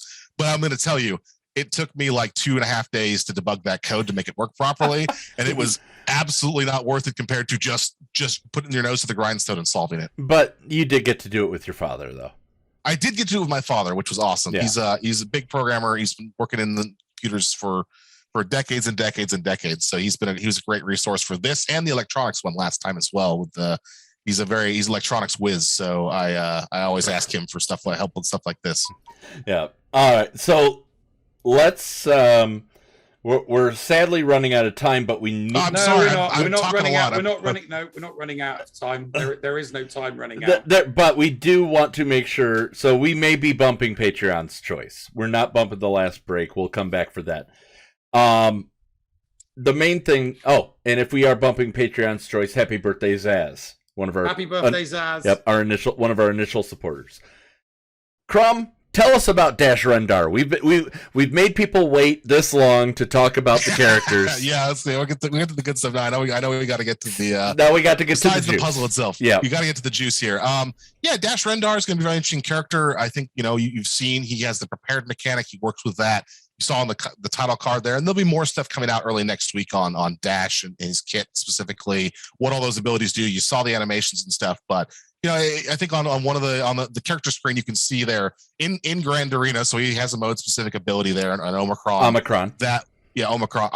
Sorry, Omicron. Go. Yeah, however you pronounce it. That makes it so whenever a prepared ally loses prepared, they just gain it right back, and that makes him very, very strong in Grand Arena. So he should be a pretty big powerhouse there. Like a lot of these characters are going to vary. They're going to. Outside of their mode, they're going to be pretty decent, maybe a little bit around a marquee level, maybe above that. And then they could, kind of scale between anything from a legendary up to like even rivaling a galactic legend in some cases, So there's kind of there's a pretty broad range in which these like mode specific abilities can boost them in that mode. But I think Dash is going to make that team very solid. It's good to see another scoundrel out there that can help bring up the Kira team. Because I think that's going to be pretty solid. Dash, his animations are really awesome. I will say that what you guys didn't get to see is that whenever he fires his gun, if he doesn't change modes on it, like he has the stun mode, he has the rockets, and he has the other blast. Yes. So he only cocks his gun and changes the mode on it when you use a different one. So he'll if you switch between the blast and then the stun. He will switch. If you then fired the stun again for whatever reason, it would still just fire the stun without doing the little animation for him changing the gun mode and stuff like that. So there's like a couple of little really cool things in there that you'll see around him that are very, very subtle, but little cool little things. Also, like that video itself has a lot of cool things in it that I don't think a lot of people initially noticed. Dash comes in from the side. I was going to say, he moves. This is all gameplay. This is not smoke and mirrors. That's what I thought. I'm thinking to myself, if this is part of the event, then it's going to be an event like no other. Yeah, side scrolling. And you could see that when multiple waves, like you defeat the first wave of droids, and then the next wave would come in. There's no wipe to the next encounter, right? Like you were just still in that same encounter. So there's some really cool stuff we can do there. Not to mention as a great ode to N64 train level that has from Shadows of the Empire. Yeah. Really cool to bring that in, and the motion behind it. It almost makes it's a totally different game compared to the rest of Galaxy Heroes, just because of how dynamic and how much stuff is moving in a given scene. So it's really cool. You said event. Is Dash Rendar a marquee character? Yes, Dash will be a marquee. These 4 marquee characters will feed into Starkiller's event. 4 marquee characters. So the 4 characters that are being that will be used for the Starkiller event. These are all characters that will be released. None of them are. None of those 4 characters that it's alluding to on the screen are currently in this game at this exact moment. Correct. Correct. None of the characters from that final screen of the Starkiller video are in the game right now. Starkiller, Dash, the other 3. So obviously it's a new event. It's being called the Legacy event. Is this going to be one of the new events that you're going to be using moving forward? Because obviously you upgraded the engine last year, back when you got rid of all of the spaghetti code and you upgraded to this engine so that you could do more within the game, like Conquest, like challenges. Is this one of those events that you could only do with this new model? And is it something that we can expect to see more of moving forward? And what is a legacy event? That's a good question too. Both good questions. I think there's a lot of interesting opportunities to use this tech in the future. This is kind of our first foray into trying a lot of new stuff out. As I said, the changes that we made to the code last year and over the course of this year have allowed us to do a lot of different stuff. And now it's about exploring what that possibility space is. So for Dash's marquee event, you saw a lot of that animation that I think is directly from that event itself. The legacy event, though, you can kind of think of it as like a similar to like a legendary event. It's going to have a little bit different stuff to it because of the way how it's structured differently with only 4 characters required. You know, we didn't want to make it like too close of a comparison to just say, hey, it's a legendary event. Also, these are 4 characters from Legends. Might be confusing to call them legendaries from Legends and things like that. So that's why I'm just sticking to extended universe. Extended universe. So the words, I'm just pointing out the words used. These are 4 characters from Legends. Which that is the words I used. Which makes me sad because Hondo is not Legends. No, he's not. You know, look, can't win all our battles here, okay? But one of these days.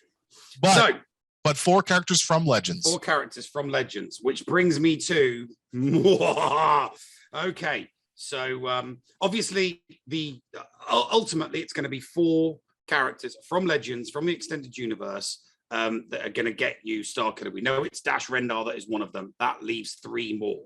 Now, obviously, the first 2 that the 2 that we know about are from different eras within Legends, within the extended universe. You've got obviously Starkiller is between that, between the end of the Clone Wars and beginning of beginning of a new New Hope, and then you've got Shadows of the Empire, which is where Dash Rendar is from, which is between Empire Strikes Back and Return of the Jedi.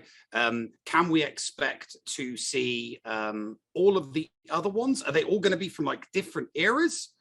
Without, you don't have to. Obviously, I'm not going to. If I asked you what they were, you're not going to say, "Oh, I cannot tell you, unfortunately. It's these 3. You're not going to say that, but you can be vague enough. Don't think that was the basis in which we didn't try and grab like one from each era or anything like that. Okay. I think it's a little broader than that. So without spoiling, of course, who those next characters are, I think I've seen a lot of good speculation out there. I have yet to see someone get all 3 right, though. Far. That's why I have my list. Okay. That's why I have my list. Okay. Neil would like to read you his list. I would like to read you. Just look into the camera, please. Okay, so we have Udan Booster Terek, Cam Solisar, Naga Sadao, Ulik Keldoma, Gilead Palon, Frieden Nad, Kip Duron, Garmbel Limlis, Nominor, Darth Bane, Darth Plagueis, Manuel Both-Hands. Is that the infamous Manny Bothans? That the infamous, the guy, okay. Tag and Bink, Kirkanos, Darth Talon,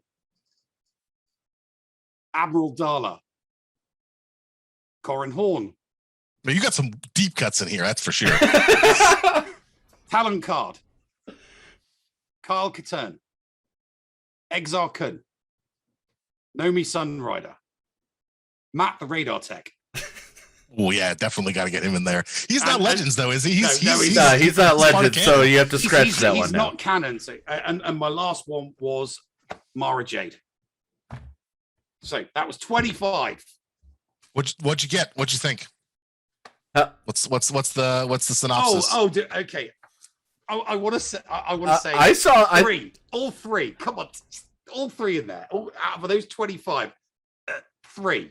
At least 2, maybe 2 right. I'd love for any of those ones I've just read to be all 3 of them, because they're just, especially Manuel Bothans, especially Manny Bothans, because think about it.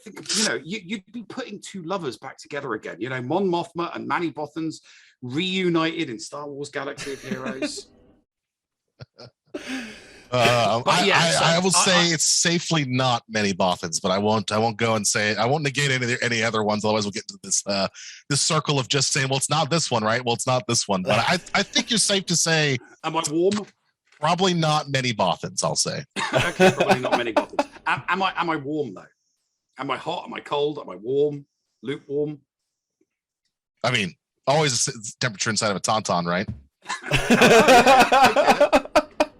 I'm happy with, okay, yeah. The temperature All inside right. of a tauntaun. I'll take that.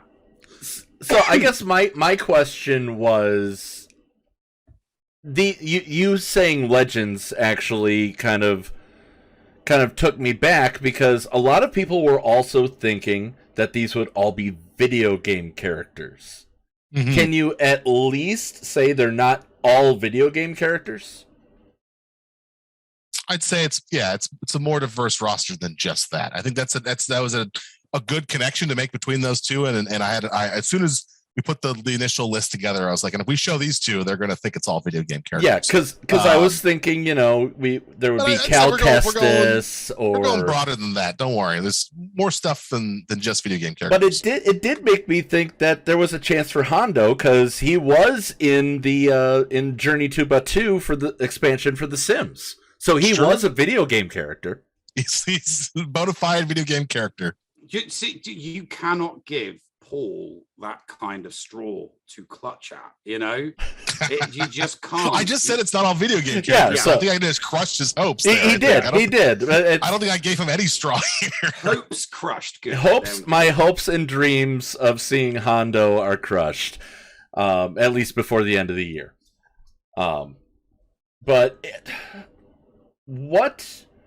So it's. I'm guessing how you've said it about the legacy event. It's legendary, quote unquote, difficulty. I'd say around there. I think it's going to be. I think the structure of itself is a little bit different, especially the timing of like when the characters are coming out and how it's all going to work together. I think it's going to be different than like your traditional legendary event in a couple different ways. So I'd say like it's a good rubric to start with, but there is some changes from there.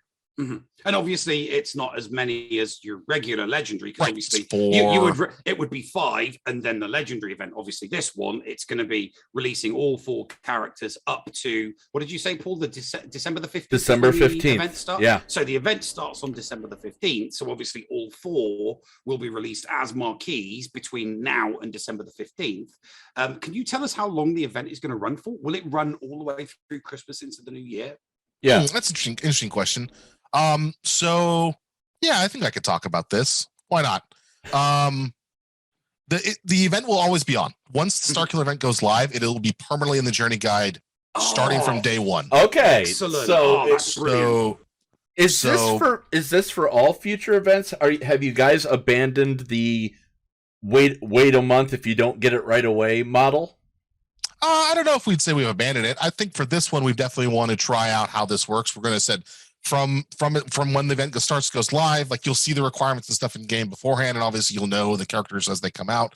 But the time frame is obviously pretty tight here, right? So over the course of the next couple of weeks, marquees come out, whatever, and then there's going to be, then the event starts pretty soon after that. So we felt like, yeah. So if we like if you're going to reasonably get this over the course of over December or January or whatever, we felt like let's just run the event going forward, forever, and then people can get it as they are ready for it, as opposed to trying to like manufacture that kind of rush in that short term there. It'll be alive for everyone going forward. Mm-hmm. So no, I think that is probably the best way to do this type of event, because anybody new coming into the game is going to be able to see something that they can go for 4 characters and then they go for Starkiller. If it's permanently in the journey guide, it's one of those easy events that people can work at right from the get. I mean, obviously not immediately, because these characters aren't going to be farmable until, the usual cadence. You'll give it a few months and then they'll get put on, light side or dark side or cantina or fleet nodes so that they can be farmed normally by the free to play. But that's not going to stop, new whales or krakens coming into the game and going, oh my God, I can get Starkiller. That's what do I need? And it's just these 4 characters. Go to the store, buy them, boom, Starkiller. Yeah, I definitely think it's not targeted at newer players for sure, just because of the requirements of the event are going to be decent. And of course, like I said, these characters are going to be not farmable for a while. I think the cadence is that it's going to all get mixed up a bit to better what we normally do. So we'll see when those actually characters are available on like a node. But I think it'll be an event that players who are around now who want to dive into it definitely can get into it right away if they're interested.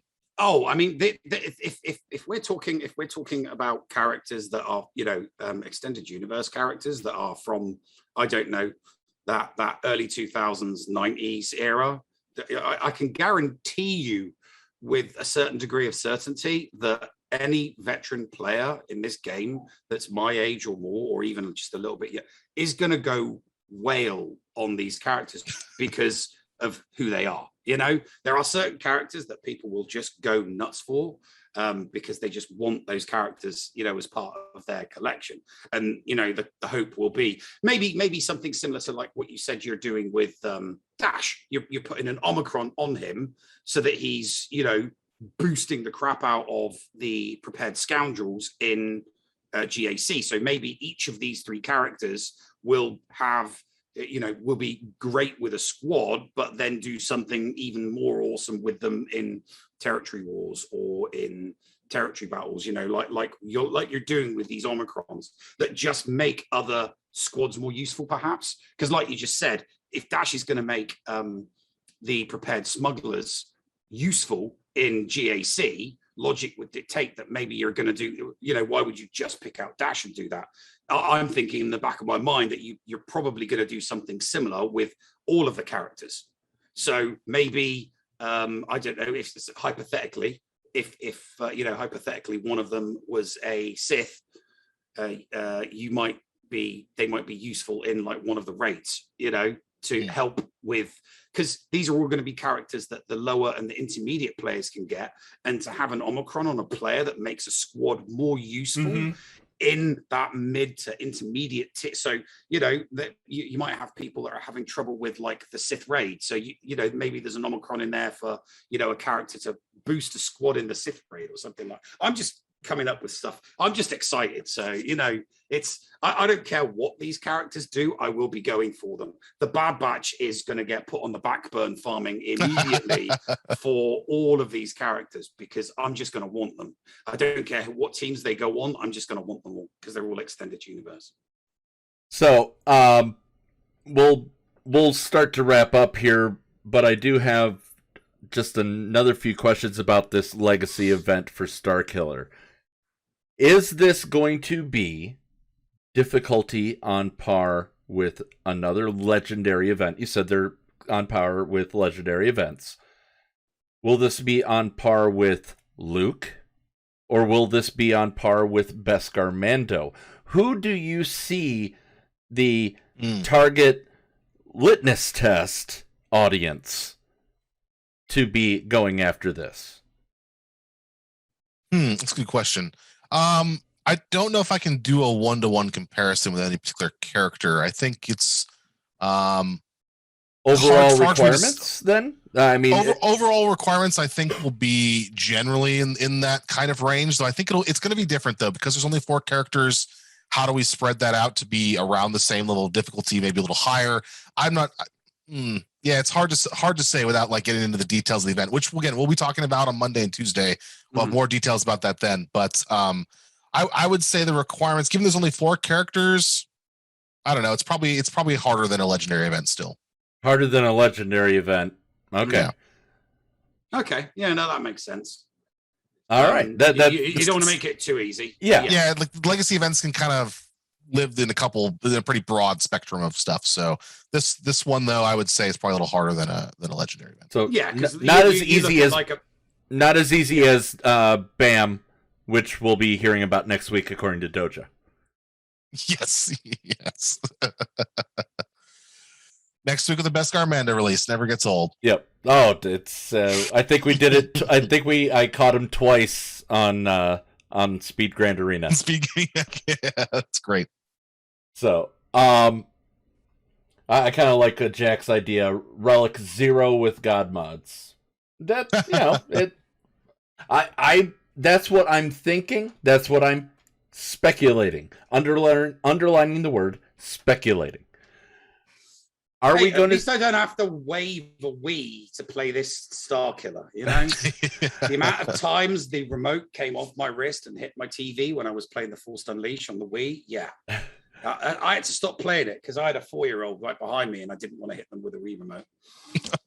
So, Crumb, final question, I guess, is: are we going to see any more puzzles, even a la the whole Wrecker Pop puzzle that Coworker did? Are we going to see any more puzzles, or are the rest of the announcements all going to be generic vanilla announcements? Wow, you make it sound so boring. Generic vanilla announcements. They do you know that it's not boring? It's exciting to read, but after a puzzle that you just took us to Deliverance, Alabama, to find one of them, we have to send you there. We have to figure out, there's a difference in excitement behind. Oh, look, another announcement other than, oh my God, there's a puzzle. Everybody get in here. The next couple characters do not have puzzle announcements with them. I will say, I don't. But I'm gonna take a little break off after this one. This one was a lot of work. So we'll. But that's what he said. There's always more puzzles coming. I got some after this one. I immediately started coming up with some more ideas. So I'm sure there'll be another puzzle in the future at some point. And last, I'm gonna take a question from Chad here. Jacket Fro wants to say, is there a puzzle for stupid people coming?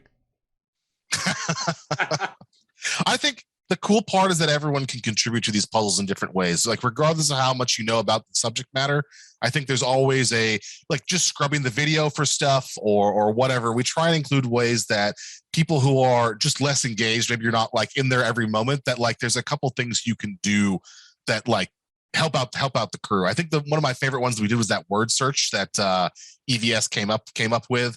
Mm-hmm. Brutal word search, but it was the easiest way is just to crowdsource this to 500 people and just have them go through it and find all the Star Wars character names, which is what you guys did, which was amazing. And but everyone can kind of contribute to that, right? It's a simple task. Find a word that looks like a name, see if it's the name, keep going. Do a word search on steroids next time. 1,000 by 1,000. There you go. You wanted a puzzle for idiots. There you go. It's just very time consuming. So I have some ideas. I think there were some really cool moments that came out of this puzzle where people who were the printer forcing the 10 or so people who are the masters trying to solve this thing mostly every time just didn't have that option. So they had to rely on other people in the community. I think forcing them to go to different locations, again, they had no control over that. So it was trying to force the community to work together on this stuff. And I think that it all worked out really well. It was pretty amazing that in 12 and a half hours, you've scoured the entire earth for clues and solved this mystery, in home in time for lunch for the most part. So it was absolutely amazing to see. I'm so glad I get to do these things and watch this whole community come together to do something awesome. It brings out so much positivity with the folks. And there's so many great stories about the guy with his dad and his daughters who came out to go to the CG position with a nice DSLR and a flashlight to try and get that last clue. Really, really cool bringing the family together for it as well. And I'll say that the studio had a blast watching the community work on this. I got a lot of really nice messages from the team saying, wow, this was so cool to watch. And I hosted 2 watch parties throughout the day where I was just on Zoom with 3 different screens up of streams, Discord, and whatever. And a lot of the studio popped by and watched for a while. Some people watched almost the entire time. We were up until, I think, I had a crew of at least 4 or 5 people at the end there that went until 11, 12 o'clock at night almost. So it was pretty awesome. Yeah, it was 1 a.m. Pacific time when it was finally cracked. 30 minutes after I woke up from my early shift at work. So close. But Crumb, on behalf of Neil and I, congratulations, bravo on this puzzle. We were extremely excited, and it was my favorite one to date. I'm not sure about Neil. I won't speak for him on this one. And that's all that matters. As long as you guys had fun doing them, that's the key. Yeah. So, any clues? Have any bees left the hive, or any handkerchiefs, any certain color?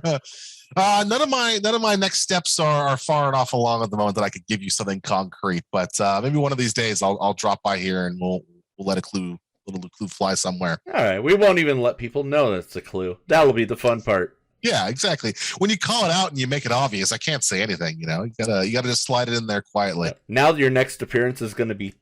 Everybody's going to be combing your next appearance. That is honestly the worst part. Is like sometimes I just want to jump in chat and I just want to talk to people and like, oh, isn't that cool? I'm so glad you found this thing. But like every word that I say especially during that 12-hour period, is just like hyper scrutinized by every inch of it, like looking for a clue. And it's like, no, I just wanted to say hi and I thought that was cool, guys. Sorry, I didn't want to throw you off off your trail right now. It was not my goal. Just thought this was cool. All right, Crumb. Thank you for spending a little bit of extra extended time with us on the show. Neil, anything final from you? I've said like 5 final questions. No. I'm as warm as the inside of a tauntaun. All right. There you go. Nice. All right. Well, guys, if you didn't see it last week, the latest episode of Helly and the Noob is next. Stick around for that, and then we'll say our goodbyes on the other side of this break right here on the Escape Pod Cast.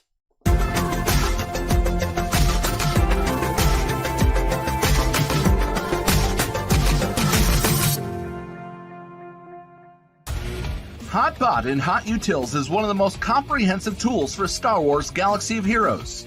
With integration into the super useful mod tool Grand Ivory, HotUtils can help you tackle some of the most difficult aspects of the game. Not sure how to mod your roster for a certain game mode? Use one of the many filters that automatically assigns the right mods to the right character in accordance with your guild needs. Now with the digital features that can assist you and your guild officers in territory battles and territory wars, HotUtils is an amazing value. And don't forget the useful tools for yourself in Grand Arena, like the in-depth and customizable compare feature. Got multiple accounts like Neil, but not the time to remod them all? With this one-stop utility, you can switch between your alts and never miss a mod upgrade or a mod switch before locking into GAC or territory wars. Starting at just $5 a month, you don't want to miss out on these great tools.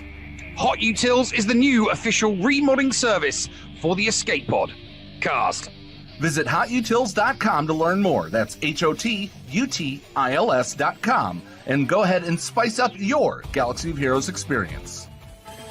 Podawans, be sure to support the shows brought to you on the Escape Podcast Twitch and YouTube channel by becoming a Patreon. For as little as $2 a month, you can support us and get a little extra for yourself. With tiered rewards including access to Shitty Bill's Arena Tracking Bot, after-show access, inclusion in the GA Center leaderboards, behind-the-scenes access, and much more. There is something for everyone on our Discord server. Head on over to Patreon, that is patreon.com/The Escape Pod, and sign up today. Thank you for supporting and listening to the Escape Podcast. And now time for something completely shameless. An arbitrary amount of time has passed since we were last in the presence of our petulant protagonists. The Space Mystic Shaman my man, the Blowhard Cartoon Hellenics, and the calamitous droid N00B have arrived at the former Jedi Temple on Coruscant, which now serves as the headquarters of our exalted galactic overlord, the illustrious TC-14. We pick up our story as these 3 slackers are faced with the Galactic Capital's latest automatically deployed defensive measure, a never-ending barrage of intrusive in-game pop-up ads. Let's see how this dastardly trio plan to get out of this one. Newbie, look out! I've got this. Meatbag. Oh, too easy. We're almost through to the vestibule. Keep pushing. I can't stand these damn pop-ups. They're almost overwhelming us, Hellenics. At this rate, we may never reach the building's interior. And we simply must confront TC-14 before the season ends. Noob? Yes, Hellenics? How's about a little less talking and a little more aggressive negotiations, huh? Being aggressive in these situations is often helpful, Larkonian. But in this instance, we should perhaps consider alternatives. TC-14 is obviously trying to slow us down, but she may not be trying to eliminate us. Our goal should be to get through this quickly, negating any advantage she may be gaining by stalling us. Maybe we should try something different. Wait, I know, Hellenics. Maybe if we tried accepting one of their offers on one of these pop-ups rather than trying to destroyed them. Then perhaps they'll stop appearing? Newbie, are you serious? You think the SSP devs have programmed these pop-ups to go away after you accept one? Obviously, you haven't been paying attention, droid. Renix? Yes, noob?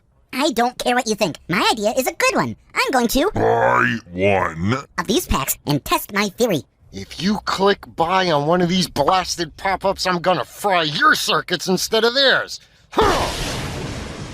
You know what, Helenix? You're always telling people that they're individuals, and they can and should do whatever they want. But the moment they want to do something you disagree with, you threaten to destroy them.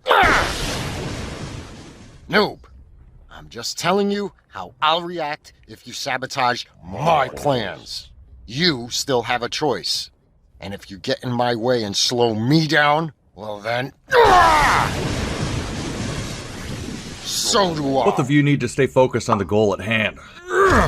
I'm just trying to offer alternative solutions to our current dilemma. Mr. Shaman, sir. Helenix is just being an ass. If your solution doesn't solve the problem, noob, then it's not a solution. Spartan. What's up, Shaman, my man? I have an idea. What's that? I can pull an old Ben. Explain. We don't have time for this. We can't keep wasting time explaining all of these never-ending code words, movie references, and off-color innuendos to our audiences every few minutes and multiple times per episode. We must keep moving forward.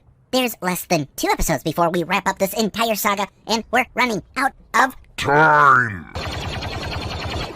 Relax, newbie. The victorious Viking might be onto something, and our audience actually needs to make sense of our nonsense if this episode is gonna make sense.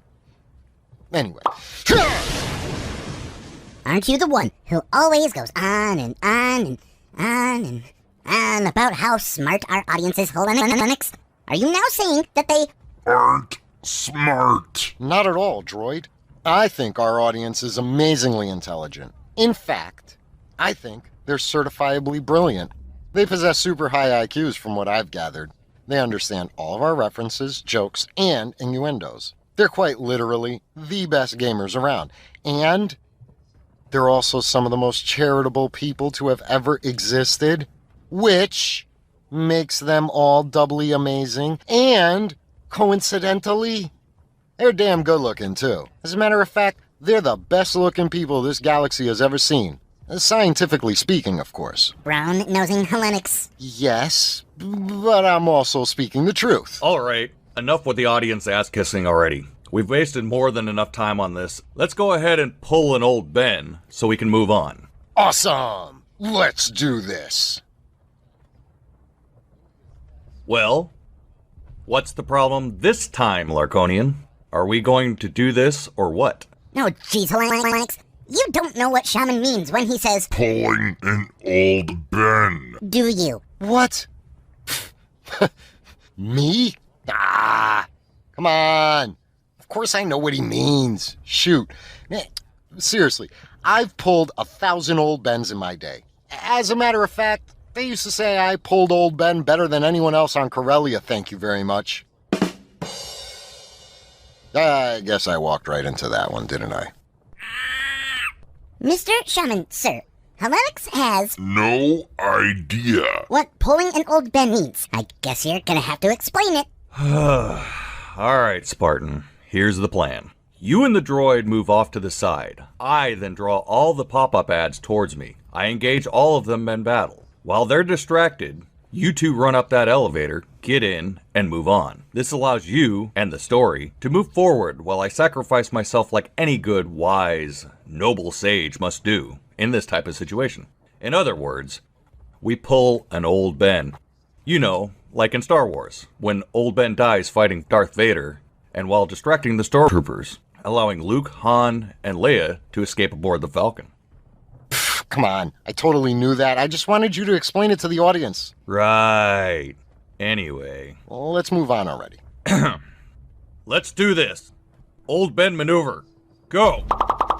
Alright guys, I'm distracting them. Go, now. Come on, noob. We only have a short window to pull this off before the pop-up ads realize this is just a ruse. Let's go. I'm coming.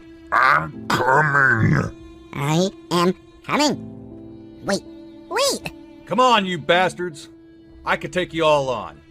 Pop-up ads ain't got nothing on me.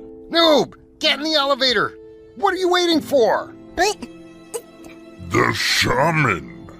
those ads are overwhelming him. We must do something to help him. Ah! No! Noob! I said get in the elevator. Don't let Shaman my man's sacrifice be in vain. Run, Roy, run. What floor? The executive penthouse suite. On the top floor.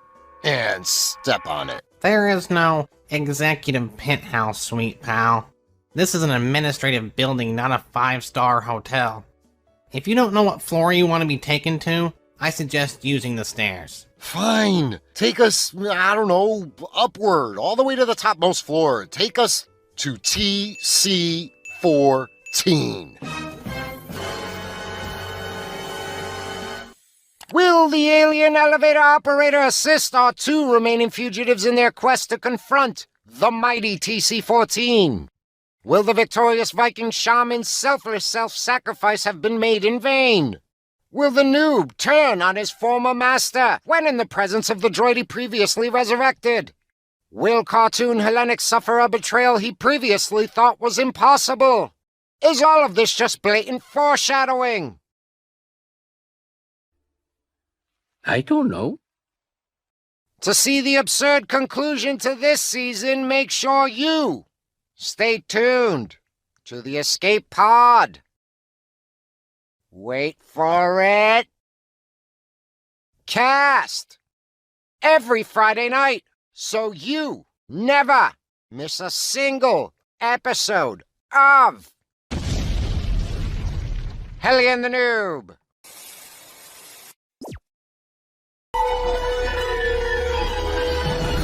The Escape Pod. Cast. The Bridge.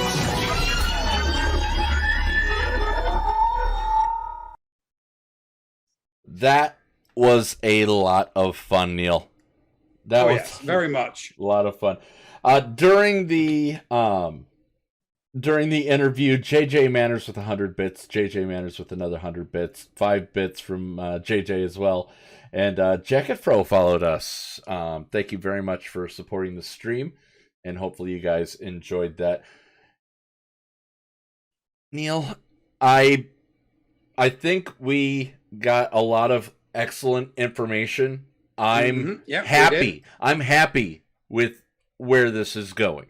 Yeah, definitely. It looks like we're going to get some pretty decent characters. We know that they're going to come as marquees. So standard marquee model, one and then another and then another and then another. But with the difference being, obviously, when these marquees get released, we know what the end game is. Whereas with a normal legendary event before, we didn't ultimately know what we were collecting those marquees for. That's a great point. I'm glad you thought of that.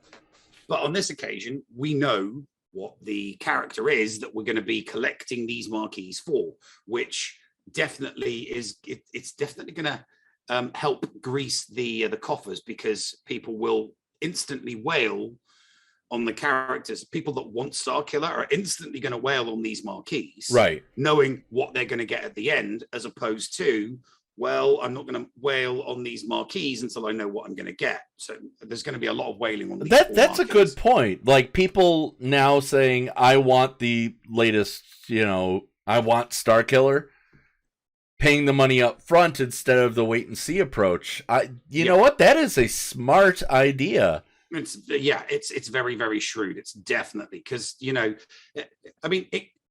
obviously it can also, if it wasn't a character as interesting as Starkiller, then and people that aren't interested in Starkiller are probably going to think to themselves, well, I'm not that interested in it, I'll just farm it the normal way, and they won't wail. But people that are really interested in getting Starkiller, that might not have wailed on it until after, they're just going to wail on each character as it comes, and then they'll see how that character fits in.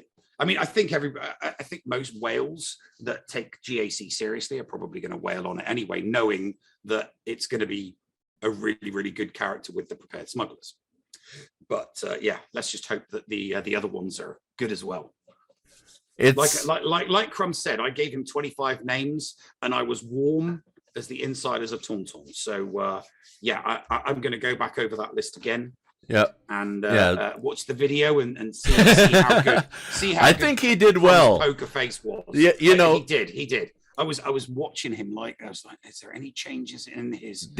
The only one that I definitely think we're getting is Matt the Radar Technician. So yeah. I mean, he totally, Many Bothans back, Tag and Bink, Matt the Radar Technician. There was a reaction for them. So those are the three. Tag and Bink will be one character. It'll just swap out. Oh, they could so do that in this game. Yeah. They could so do. All right, we're already running over time, Neil. So, what do you have coming up on with the stuff that you'll be doing on here on the Escape Podcast Twitch channel? More GAC, and thankfully, I will be streaming my Div2 account because I had 4 auto deploys in a row, and I don't stream auto deploys because they're boring. So my 5th time's a charm. Yes, so I will be streaming Div2 GAC along with my main account. For round 2, yes, some point this weekend, probably tomorrow. So after Jedi Academy, after Jedi Academy. Well, yeah, you'll definitely get that in. Then Sunday, as we've said, right here on Escape Podcast on Twitch, we will be having Creator Cup 2, the Escape Podcast versus Bounty Hunnies, and it'll be a full day of gaming. And I really hope that you guys will join us. Yeah, come and watch me annihilate them at poker and beat gaming at chess. Well, we've got the list currently posted in Discord of what the current games are, but those could change at any moment. As I said, if I do start fading, we'll definitely try some poker. Because it's easy. All right. Any final words, Neil? No, we're good, mate. All right. You can push the button anytime you're ready. All right. Well, I'll call for that in just a second after I remind people to be nice to each other, damn it. Now, Neil, what do you got? Push the button. Don't mind if I do. What's going on? Where the hell are we? Paris? Thank you for pressing the self-destruct button. Attention! This is Colonel Sanders in forward command. Abandon ship! Abandon ship! All personnel proceed to escape pods. Close down the circuits. Evacuate the city. Self-destruct mechanism has been activated. Abandon ship! Where is it? Where is it? It's gonna be here. Out of order! Even in the future, nothing works. This ship will self-destruct in exactly 10 seconds. Counting down. 10, 9, 8, 6. What happened to 7? Just kidding. 3, 2, 1. Have a nice day. Thank you.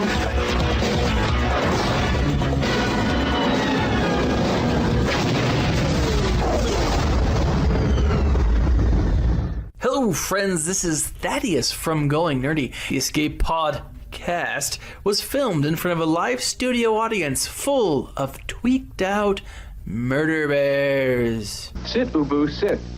Good dog.